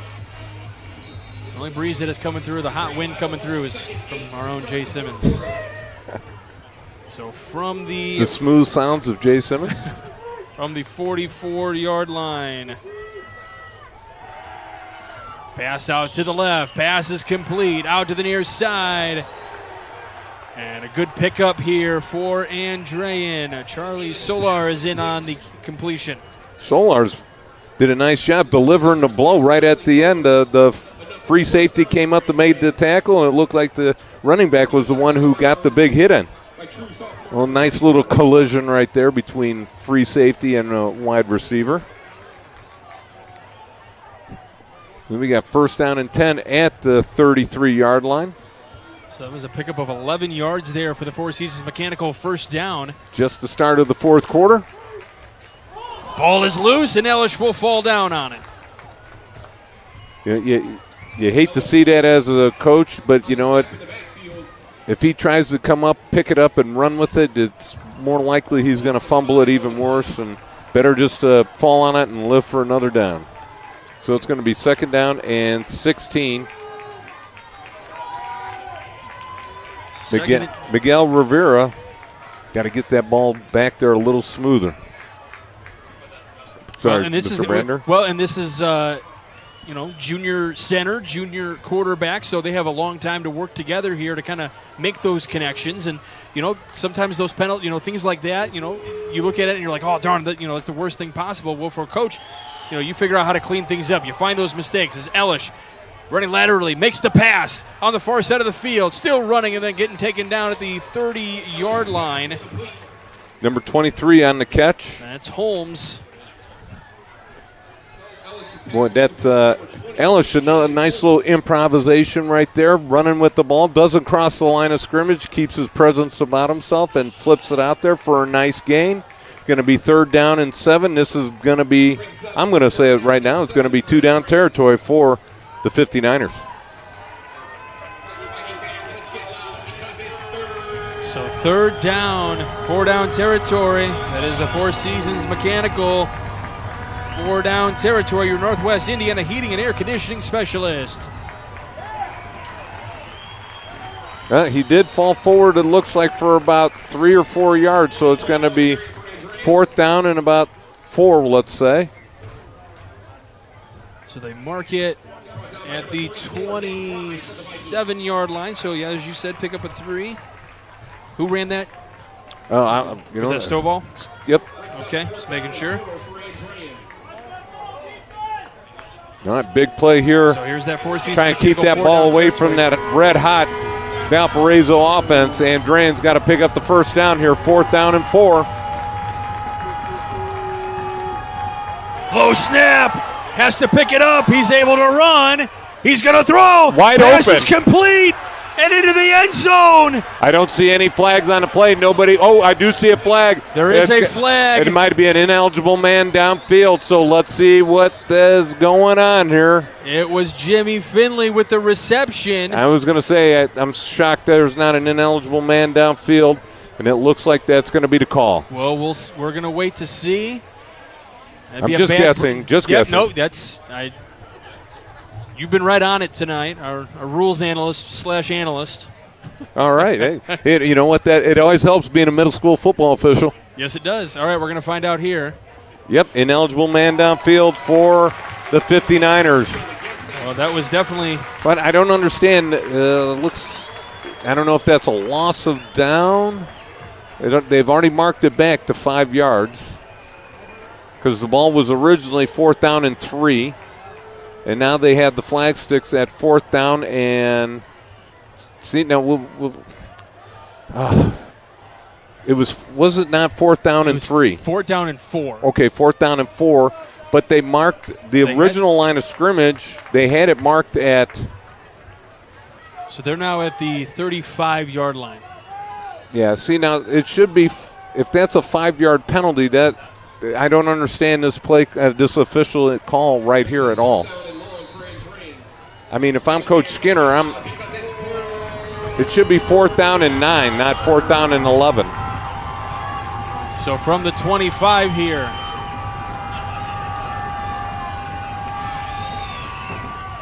Ellish down the field. The receiver did not see the ball. Number 23 who's going for Jaden Holmes. Yeah, was looking for Holmes again. Could not find him, so that'll be a turnover on downs. Again, Ellis doing the right thing there. He felt a little bit of pressure. Really nobody wide open. Thought he would throw it down the field. Maybe they'd get a pass interference call or just somebody coming up with a great play, but nothing happened. So it's a turnover on downs. Make sure you visit regionsports.com, Facebook, YouTube, and Instagram for your Home Improvement Top 10 presented by Ennigan-Berg Exteriors. Yeah, for all your home's exterior needs, visit ebergexteriors.com. That's Berg with a U. Don't forget, this is Valparaiso's number 2 and Andrean, number 9 in the polls. So from the 35 to start things up here on this drive. Brought down by number 6, Charlie Soler. And, you know, hey, I'm going to shout this one out to our committee that picks the top 10. I'm going to say Andrean does deserve to stay in the top 10. The Annenberg, and again, Berg, top 10. Oh, fumble back here. Lost by Hosick and taken down. That was second down and 5. Now it's going to be third down and 13. The centers on both teams must be getting tired because they can't get the ball to the quarterback. Because that was high and to the right. You want that ball right in their chest every time. So if they do miss it, you've got that body right there to protect it and bounce off of and sort of use it to stop the ball. So third down and 15 is what they've got on the board. So from the 30, third down. Let's see how much Valparaiso's going to gamble here. Looking to throw. Down the field looking for Stokes. He's got it! Nice catch. Out across the 40. And getting beat on the coverage. That was number 19, Maurice Jeffries, on the coverage. Boy, he let his receiver break that cushion, and then once he got past that cushion, he was not able to recover. The ball was thrown just a tad behind, but still enough for him to catch it. 37 yards on that completion, and then tackled for a loss in the backfield. Number 60 for Andrean. That is Miguel Rivera. Boy, nice job sliding through there. Looked like a little stunt play in the defensive line. He was able to slide through there and make the big tackles for a yard loss. Knotted up at 21 here in the fourth quarter. Berta runs ahead. Gets a couple of yards on the play. Ball carrier. Picks up 3 on the play. Yeah, nice job right there. Looked like Ethan Raymond on the tackle right there, number 10. Coming up from his middle linebacker position. Going to be a big conversion down here for the Vikings. I think, again, Mr. Bradner, it is in 4-down territory here. Brought by Four Seasons Mechanical. Hosick to the right side looking for Stokes and just out of the hands of Stokes. Hosick made the right read. His only mistake was he threw that ball on a line. He needed to float that one out there a little bit, let the receiver run underneath it. Hey, I'm even getting a head nod from the guys working the boards here. They're agreeing with me. You're doing something right. Yeah. Float the ball out there, let the receiver run underneath it. Now let's see what the Vikings are going to do right here. Are they going to go for it, put it all on the defense here? 4th and 9. You know, I would have thought you'd run a running play on 3rd down and 9, get half the distance, and then make it a little bit more manageable on 4th down. They're going for it on 4th and 9. Hosick with all the time throws ahead, and it's going to be out of the hands of the receiver. And that was Bagley. And Finley on the coverage. Had him tightly covered. Good job, not a pass interference. Good job getting there right at the time of the breakup of the pass. We got a holding call against Valparaiso. That is going to be declined.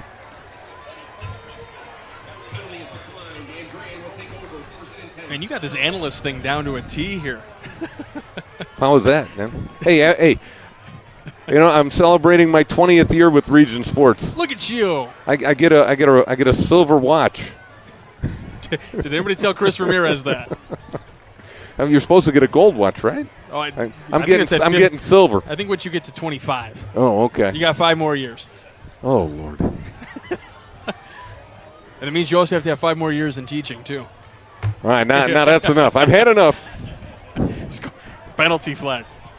So Andrean will start up at the 36 here, 1st and 10.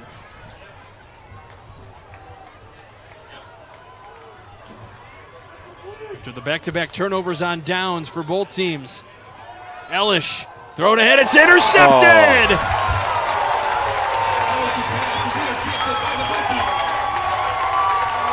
That number 11 right there. Gagan. He almost had one earlier, Yes, and now he he did. gets one again.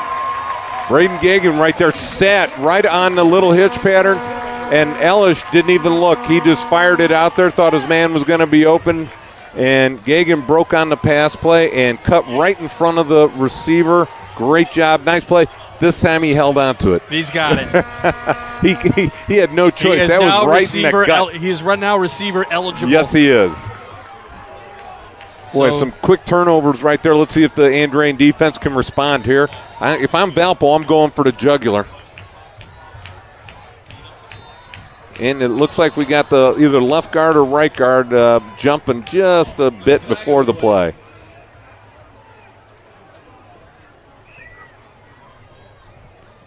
Yep. You know, I asked Coach Marshall kind of, give me somebody that maybe we don't get to recognize too often in a game. Obviously quarterbacks. I think he was talking about somebody offensive lineman. If I it was correctly. our left guard and left tackle, Sharp and Price, been starters since they were sophomores. Yeah, well, we've been talking about Price and Sharp all night.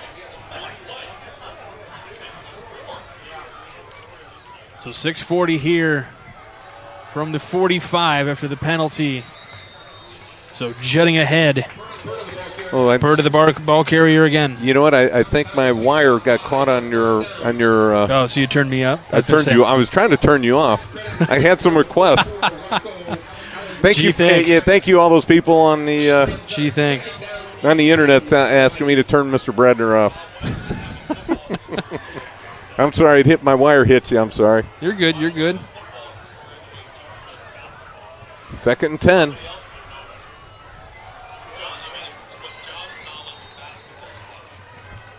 Well, it looks like he only picked up 3 yards on the play. 3rd down and 7. All right, so here I'm Valpo. I'm back in the same spot I was just a few seconds ago. I'm running the ball here, 3rd and 7. Get to 4th and manageable. 4th and 2, 3. Somewhere the playbook's wide open. Put you in a Four Seasons Mechanical 4-down territory. Yes, but we're on sirree. 3rd down here first. Let's see what happens. Ozick is going to keep and run himself. And that is not going to be the play that you're looking for. No, it is not. I was thinking Berta in between the tackles. That has been working all night. That play, I think that's one where you got to throw that one out of the playbook. Hozick does not look like he's really comfortable running side to side. He looks more comfortable running straight ahead. So Valpo is almost in the exact same spot on the exact same distance just a couple minutes later in the game. 4th down, and the last time it was 4th and 9, 4th and 8. Let's see what they call here.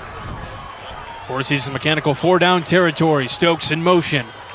Hozick with time. Throws up the middle. Now to the right side. Berta into the end zone. Nice job of Hozick looking off to his left. Berta did not have anybody to block on the pickup and just leaked out of the backfield and waltzed in for the touchdown. As you can see right here, there goes Berta releasing out of the backfield, and he comes and catches it right about the 30-yard line and just waltzes into the end zone. But what a nice job, Berta, feeling that he didn't have to pick anybody up, slides out of the backfield. Do we have a penalty or something? Hold on. There's a penalty against Valpo. Oh, I didn't see a flag on that play. I didn't see one either. It was on the far sideline. It was on the far sideline. Yep. Skinner threw it as the play was going on. No, I'm just kidding. Don't quote me on that. It was. I saw the official put his hand on his head. So ineligible man downfield.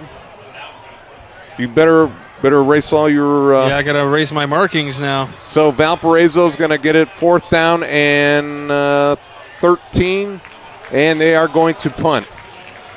So Fonder back to punt. That's a huge. Well, you know what? Later on, you're going to have to save that play. We're going to look for that ineligible man down the field. Oh, there's the pressure again. Here's the punt. It'll bounce out across the 15, and it'll take a Valpo roll. Now that is that is a backbreaker for. That's the second time in this game that you've seen a punt rusher run past the punter. Yes. Do these guys not understand what breaking down means? I mean, yeah, you got the guy that ran past the punter. Got a leg cramp out there, but don't. I mean, I'm just trying to think. Outside the box here. Break it down. If you get through that quickly, break down. Because you saw the punter pull it back, right? Right.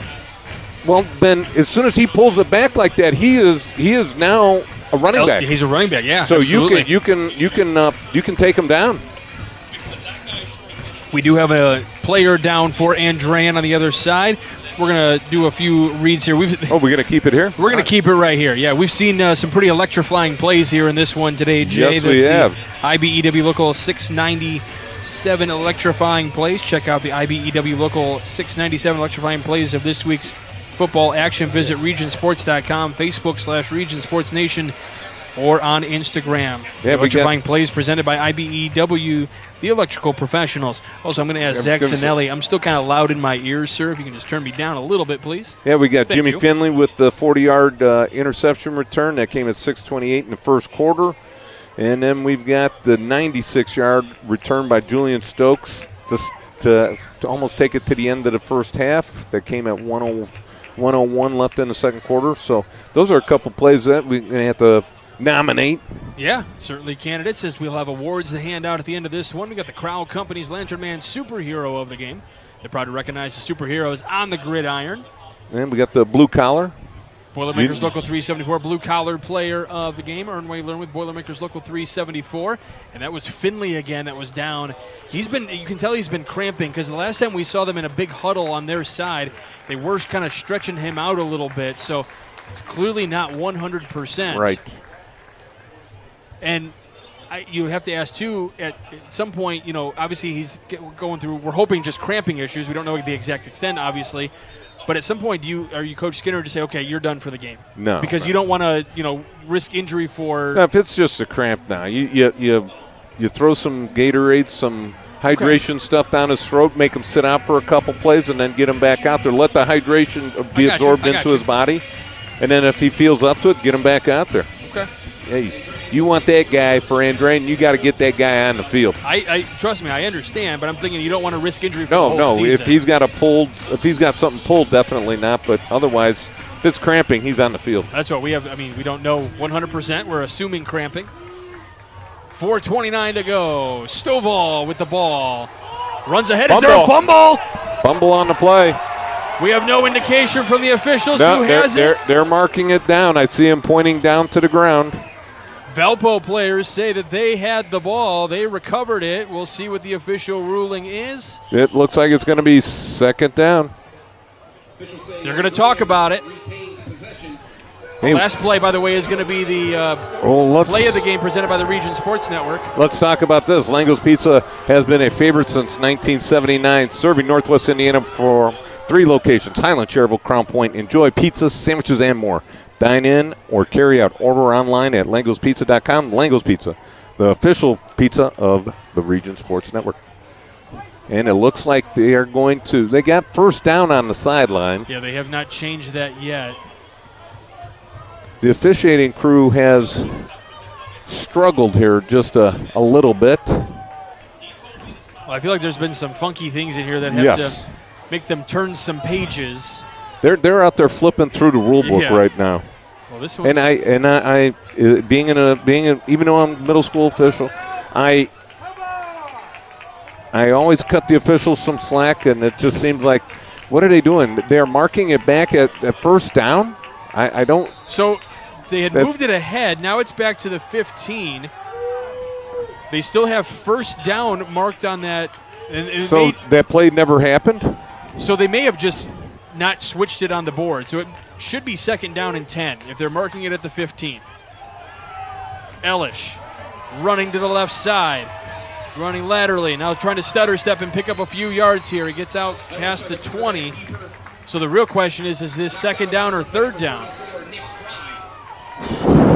Oops. So that's what I think. That's what Coach Marshall is asking here. He said, "Wait a minute, should that be second down or third down?" And Coach Marshall is losing his mind on the sideline right now.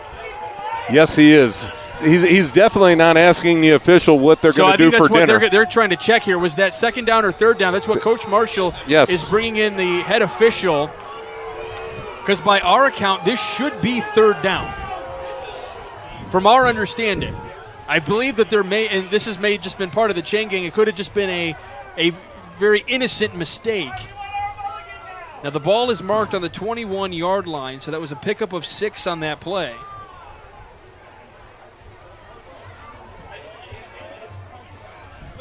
So I think that's what they're asking. On that last play, what would have been the not fumble.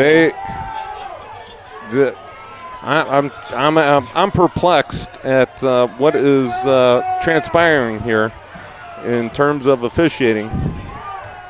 So they have left it with second down on the line over there. Apparently, that first play when they fumbled the ball, they just said, they said, "Well, hey, we're going to redo, just like elementary school. We're going to redo it." Well, that needs to get relayed a little bit more accurately somehow. Handoff here to the near side, taken down to the 20-yard line. All right, now is Valparaiso going to start using some timeouts here? You got 3:30 left in the. I believe that was Dumas there on the play. 3:30 left in the fourth quarter. All right, it's going to be third down, which is a loss of yardage. Yes, by the way. Third down and 5. I guess if I'm Valpo, it's a little bit too early to start thinking timeouts. Is it? Yeah, Coach. If they stop them here, they're going to get the ball close to midfield. I'm not going to give them the jinx and say they're going to be on their side of the field, but they are in the driver's seat right now. They've got to get a big stop right here, get some pressure on the young quarterback. Third down and 5. Ellish to the far side. It's intercepted. Going toward the end zone, and it's in for the touchdown. Number 17 for the Vikings. Morris. Who cares what down it is?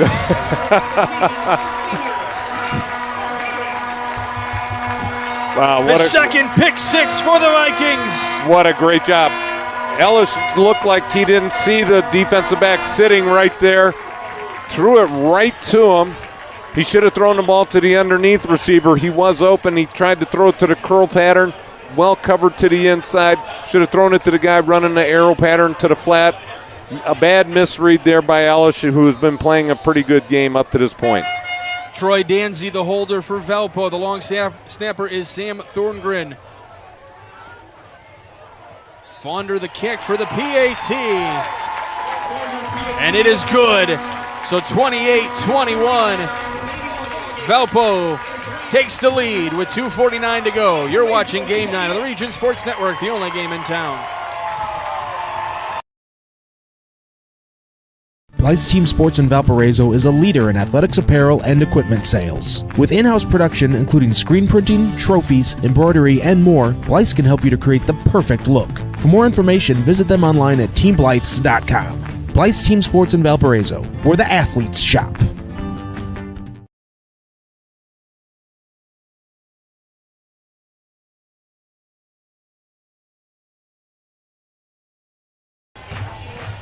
Welcome back to Game Night here on the Region Sports Network. Well, that is 4 touchdowns in a row for the Vikings. So we're looking to maybe cue this. We're going to get this queued up for you. And you watch as Ellis sits back. He gets the snap. He's looking. He throws it into the flat area. Double covered, the underneath receiver was open, and then Ty Morris returns the ball 30 yards for the touchdown, the go-ahead touchdown, with 2:49 left in the fourth quarter. So Tice Morris. And you know what? Brady Ellis was having a serviceable game. He gave up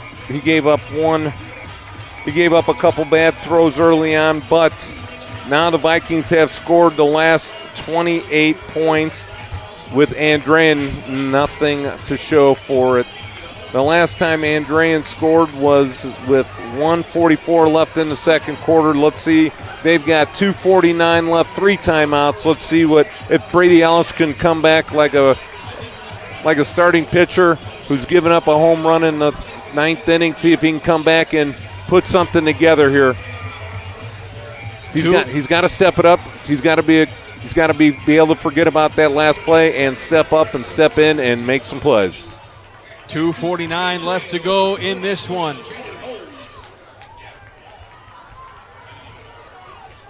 Holmes back to return.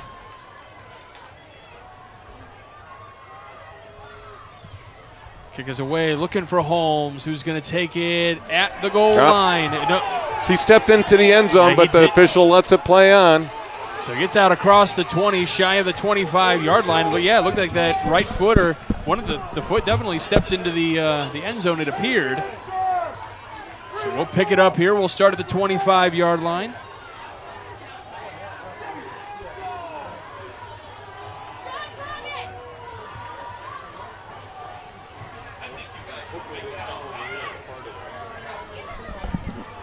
So starting things up here with 2:42. You notice, Mr. Brander, when he did catch the ball, his back left foot did touch across the goal line, so it should have been a dead ball. So no, see what happened was his toes were inbounds. He had the heel up over it, but it never actually went down. That's what it was. All right. That's what the official saw. Man, you got binocular for eyeballs. Elish stepping up. Elish going down. Number 91.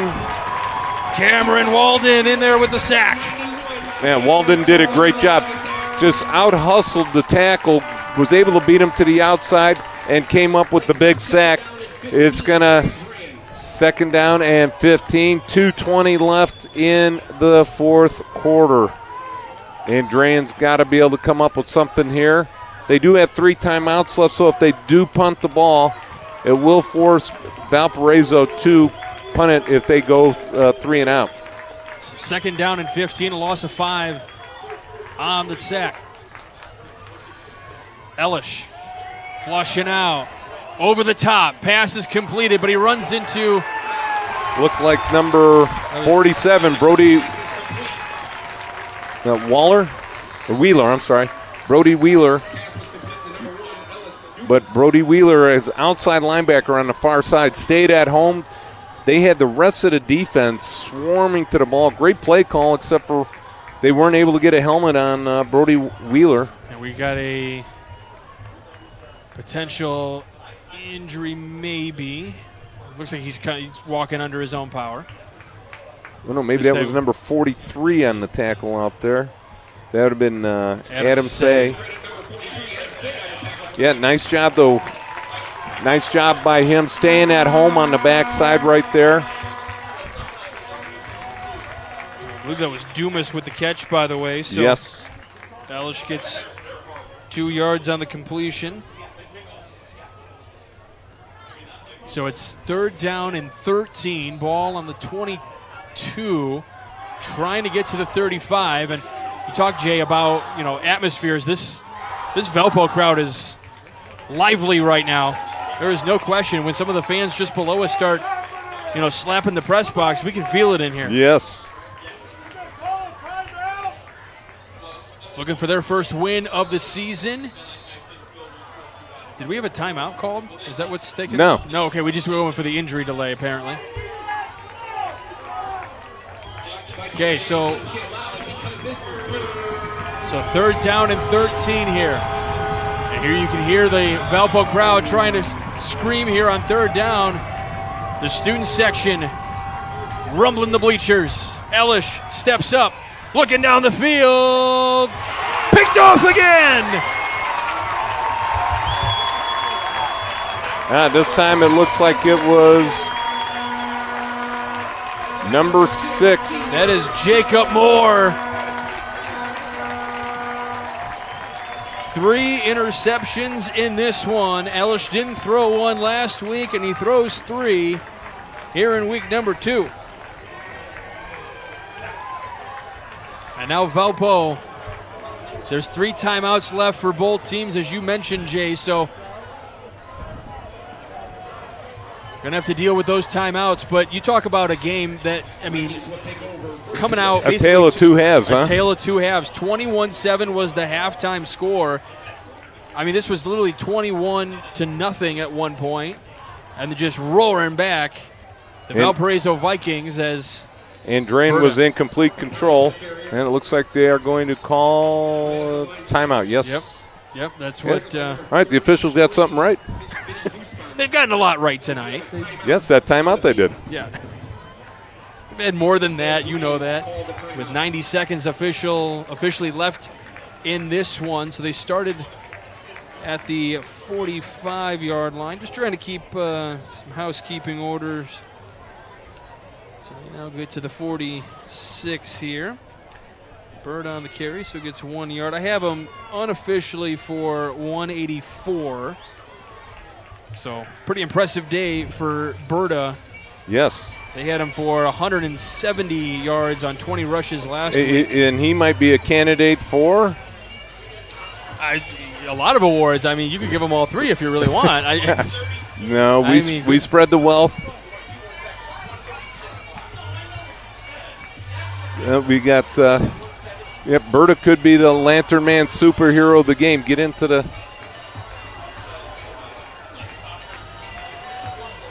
They're talking about they've added 2 seconds onto the clock. Yes, they did. I know that was, that's what you like, adding more time.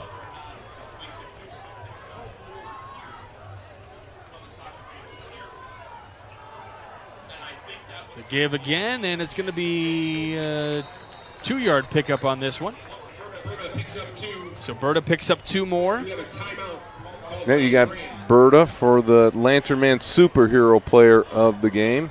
Certainly a candidate. Yes. You know the hard part's going to be getting the play of the games because there were so many that were outstanding plays throughout the game. I don't disagree. You have to. I know Berta looks like an obvious choice here for superhero. I understand that, but you got to give credit to Hosick in this one as well. Things were not looking all that great in that first half, and all of a sudden things are turning on big time, and he's made some big completions when he's needed to. Yeah, we'll have to do some arm wrestling for what we pick. Well, you got to look at. That's not fair. You're going to win that. You got to look at the other side of the ball. Jimmy Finley, blue collar player of the game possibly with an INT, 40 yards. Also a pass reception for 15 yards for a couple scores. Playing some good defense out there as well. And also, came back from a couple cramps out there to get back into the game. That's a good point. That's a blue collar guy right there. So 3rd down and 6 here. Need to get the first down. You can play on 4th down, but you don't want to give them the good field position, I guess, but you can put them deep in their territory. Berta runs across midfield, gets stuffed. He's going to be just But there is short. A flag on the play. And this is in the backfield, so. There was a big pileup of Andrean players blitzing from the right side at Valparaiso, running to the right side, blitzing from the left side of Valparaiso. Well, I don't have to ask Coach Marshall after the game. I'm gonna, No, you're not going to ask him because he's gonna say the one thing they need to, work on for next week is cleaning up the penalties. Getting a different officiating crew. Well, no. I'm just kidding. Kidding. No.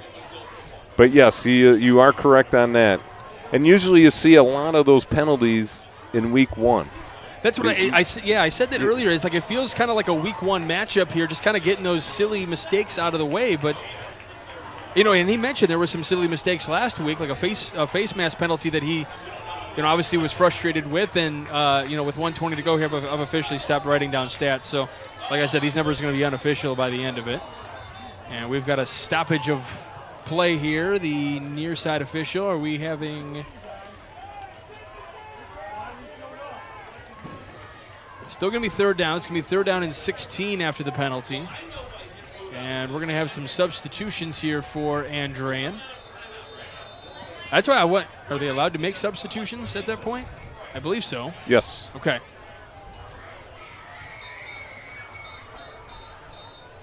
More whistles. I think some people are just blowing whistles just to blow whistles at this point. So 1:19 officially here as the debate is on how much time has come off the clock. So.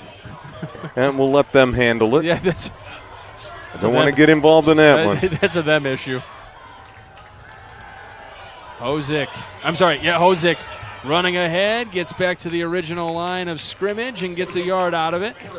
So it'll be 4th down here on the quarterback keeper. So the ball on the 46-yard line now. I'm shocked. So 7 yards on the pickup. Andrean is not using a timeout here. I guess you save it for your offense when you get out there.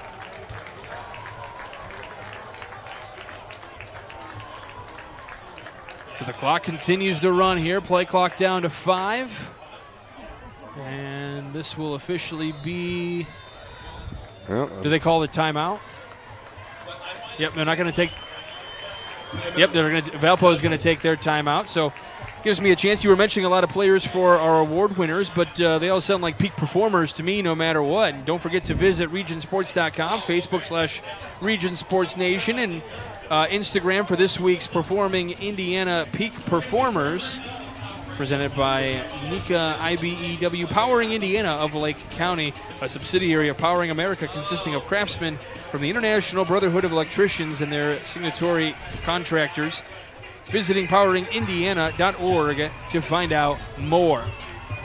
Yeah, follow all of the tonight's. Hey, let's not do this one. Let's get to what we do after the game. Yes, boss. There you go. Stay with the Region Sports after the game as we send it back to the Centier Bank studio. Catch up on all the latest scores, highlights, and more. All live from the Centier Bank studio right after the game. So do we know burning who's the midnight oil over there? Yeah, well, this game's running a little long. We had whoever's in studio, let me know who's in studio. So yeah, we can acknowledge you guys. Yeah, we can. The Three Stooges back at the studio. I think weren't you heading back there? Not this week. So it's a little bit far of a drive. That we don't have the RSN helicopter here for me. High snap. Funder gonna punt this one straight up in the air. Returner catches it. That's going to be Vo at about the 20. Does not call for the fair catch, so he's able to move. I think some of the Valpo coaches are looking for that he called a fair catch. I did not see his arm move. I did not see it either. No, I did not. I didn't see it. That's what Coach Marshall is kind of, moving over to that part of the sideline saying, hey. But there's 18.6 seconds. I think save the battle for another day at that point. Yes. And I'm going to be curious to see if we're going to see a QB switch here, maybe. Just curious. Well, I think at this point in time it's sort of meaningless at this point. I mean, if it is Elish out there, so I was just curious. Yeah, you gotta go with who brought you to the dance. Stick with them. Looks like number 7 out there to run. Patrick Wrench. So Valpo with the timeout here with 17.7 seconds to go. Had quite a few Four Seasons Mechanical first downs in this one. I also saw the Four Seasons Mechanical 4-down territory quite a bit. We've seen our Enigenberg top 10. These are 2 top 10 teams. We're going to see where these 2 teams kind of match up or fall in line here. I'm going to put my vote in for the committee to keep Andrean in the top 10. Because they're really interested to hear this. Yes, they are. I'm saying, and if anything, I think Valpo might drop a spot. Really? It's a 5A, 2A. Can I get your reasoning as to 5A, 2A? So because you were down 21-0, you say no. I'm just talking. I'm talking the size of the schools. Okay, so 5A versus 2A. If anything, maybe Valpo would move back 1 spot.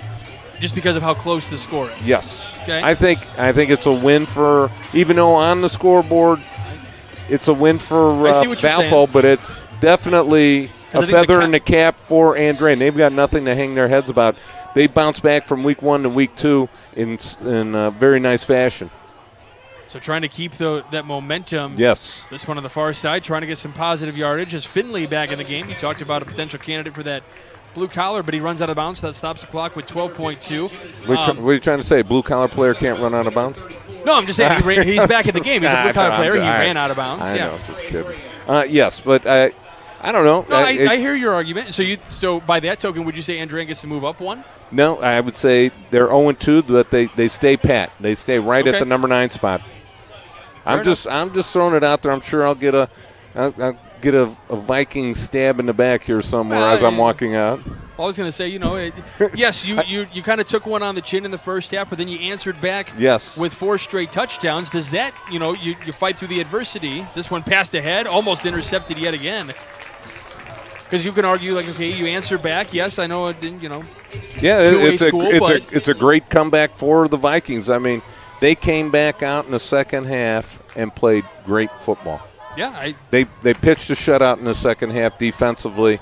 The defense stepped up to what they needed to have done in the second half. So one would argue that they also maybe get to stay put. Yes, they stay I'm not put. Making that argument, all right, I'll agree with you. Stay put. Okay. Everybody stands pat.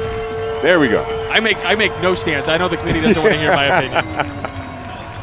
By the way, you can contact Jay Simmons here in Valpo at 219. Hey, james.simmons@regionsports.com, please. And that's be kind. Time has expired. Elish with the throw. He caught Finley it. Finley gets it, and it's out across the 50. But that time will expire. What a catch for Finley. Put him in the books. Put it in the books. Oh, there's a flag on the play. Oh. Hold on. Wait a minute. Hold on. It might be a late hit. I think we need to add about 5 minutes back on. No, not 5. Okay. Did it happen after? Yep. Did it happen after the game was officially? Decline. Yeah, but it doesn't matter. Okay. If it was a defensive play, we'd have to have another play. But and we survived. That is it. That is over. 28-21 your what score. A game. Valpo gets the win. They come roaring back in the second half, and coaches are having a meeting at the 40-yard line. I'm not sure. I know the players are lining up. They're doing their handshake. So the coaches are going to do their thing as well. We're going to step aside. We're going to crunch the numbers. We're going to make sure we get our award winners. You're watching Game Night of the Region Sports Network, the only game in town.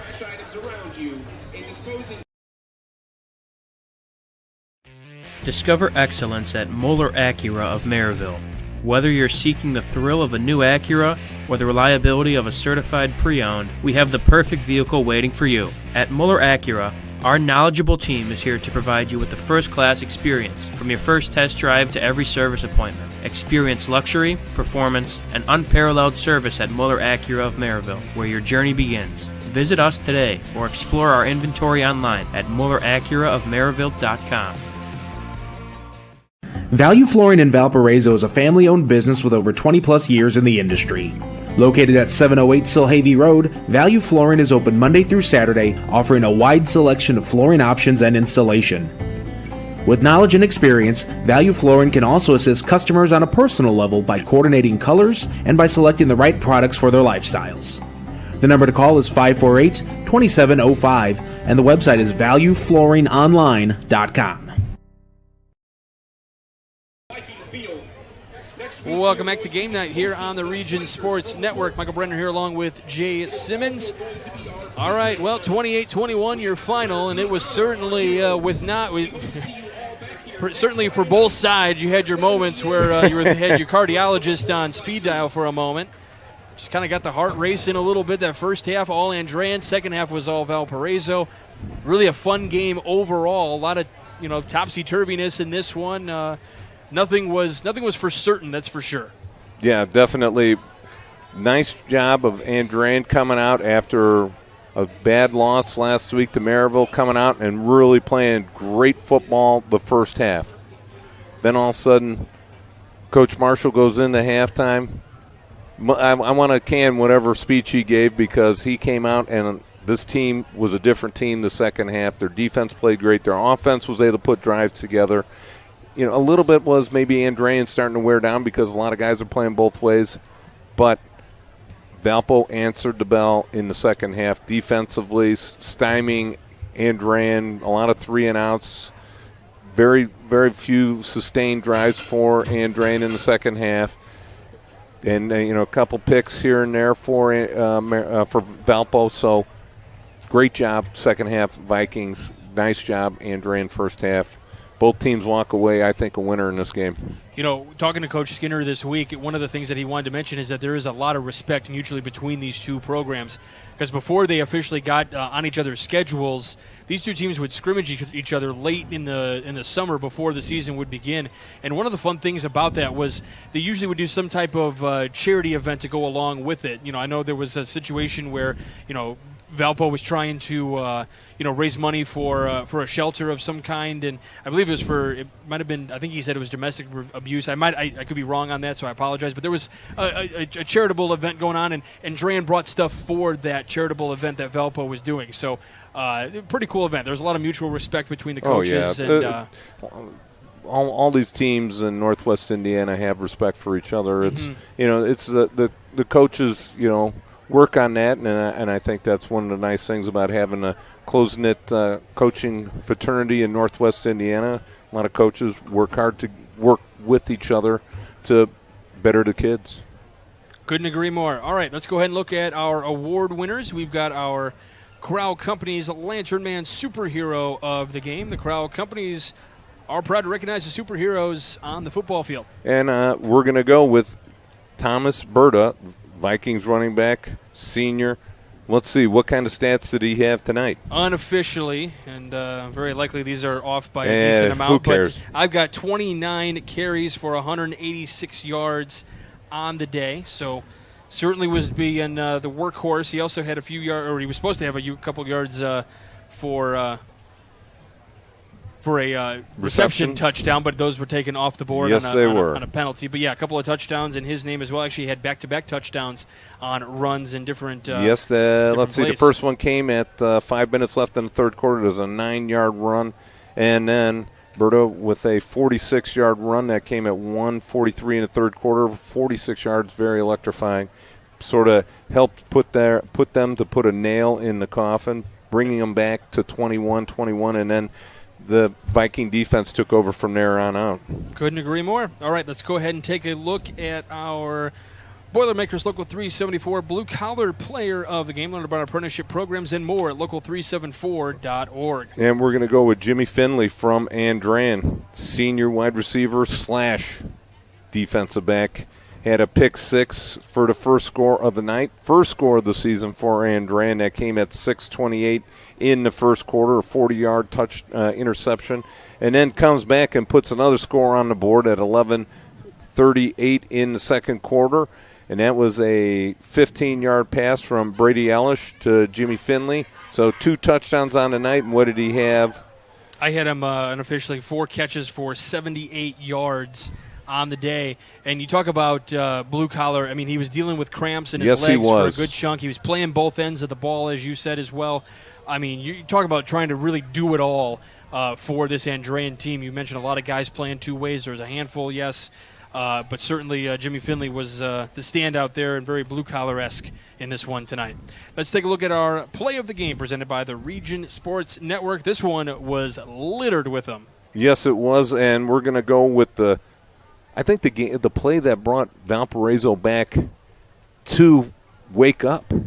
And that was Julian Stokes' 96-yard kickoff return. Yeah. And that came at 1:01 left in the second quarter. At that point in time, Andrean was in the driver's seat, up 21-0, was looking for the big upset, and all of a sudden, Julian Stokes wakes up not only the team, but the crowd had been sitting on their hands up to that point, and all of a sudden you had like this feel of energy in the stadium, and it just carried over to the second half, and the Vikings put up 21 more points in the second half. Love it. He had a good game from that standpoint as well. So that is your play of the game presented by the Region Sports Network. Our executive producer is Chris Ramirez. Our operations manager is Rich Castillo. Coordinating producer is Zach Miller. And your sports director is Mike Dewan. Your broadcast crew tonight, myself, Michael Brenner, along with Jay Simmons. Zach Zanelli doing the production over there, doing a phenomenal job. And then our cameraman, Scott Stessel, over there, always doing excellent work. big thanks to Coach Skinner and Coach Marshall for the coaches for getting us everything we needed, depth charts, and great job, guys. Yeah, Thanks. doing interviews with us. I appreciate it. I got to do a video chat with Coach Skinner during the game. I was trying to work it out with Coach Marshall. We just couldn't get it worked out time-wise, but he was very willing to do it, so big thanks for him. Hopefully we can do that again in the future. And, of course, the athletic directors for Andrean, you got Neil Demos, and then our good friend Nathan Laird with the as the assistant, and then, of course, Valpo, Stacey Adams, and Don Clark, helping us out with other things that we needed as well. And, of course, you, the viewers, on Facebook, YouTube, Region Sports, and IHSAATV.org. Without you guys, we wouldn't be able to do what we do. So thank you very much. Make sure you stay tuned to the Centier Bank Studios. They'll have the Region wrap-up show coming up in just a few moments over there. You've been watching Game Night here on the Region Sports Network, the only game in town.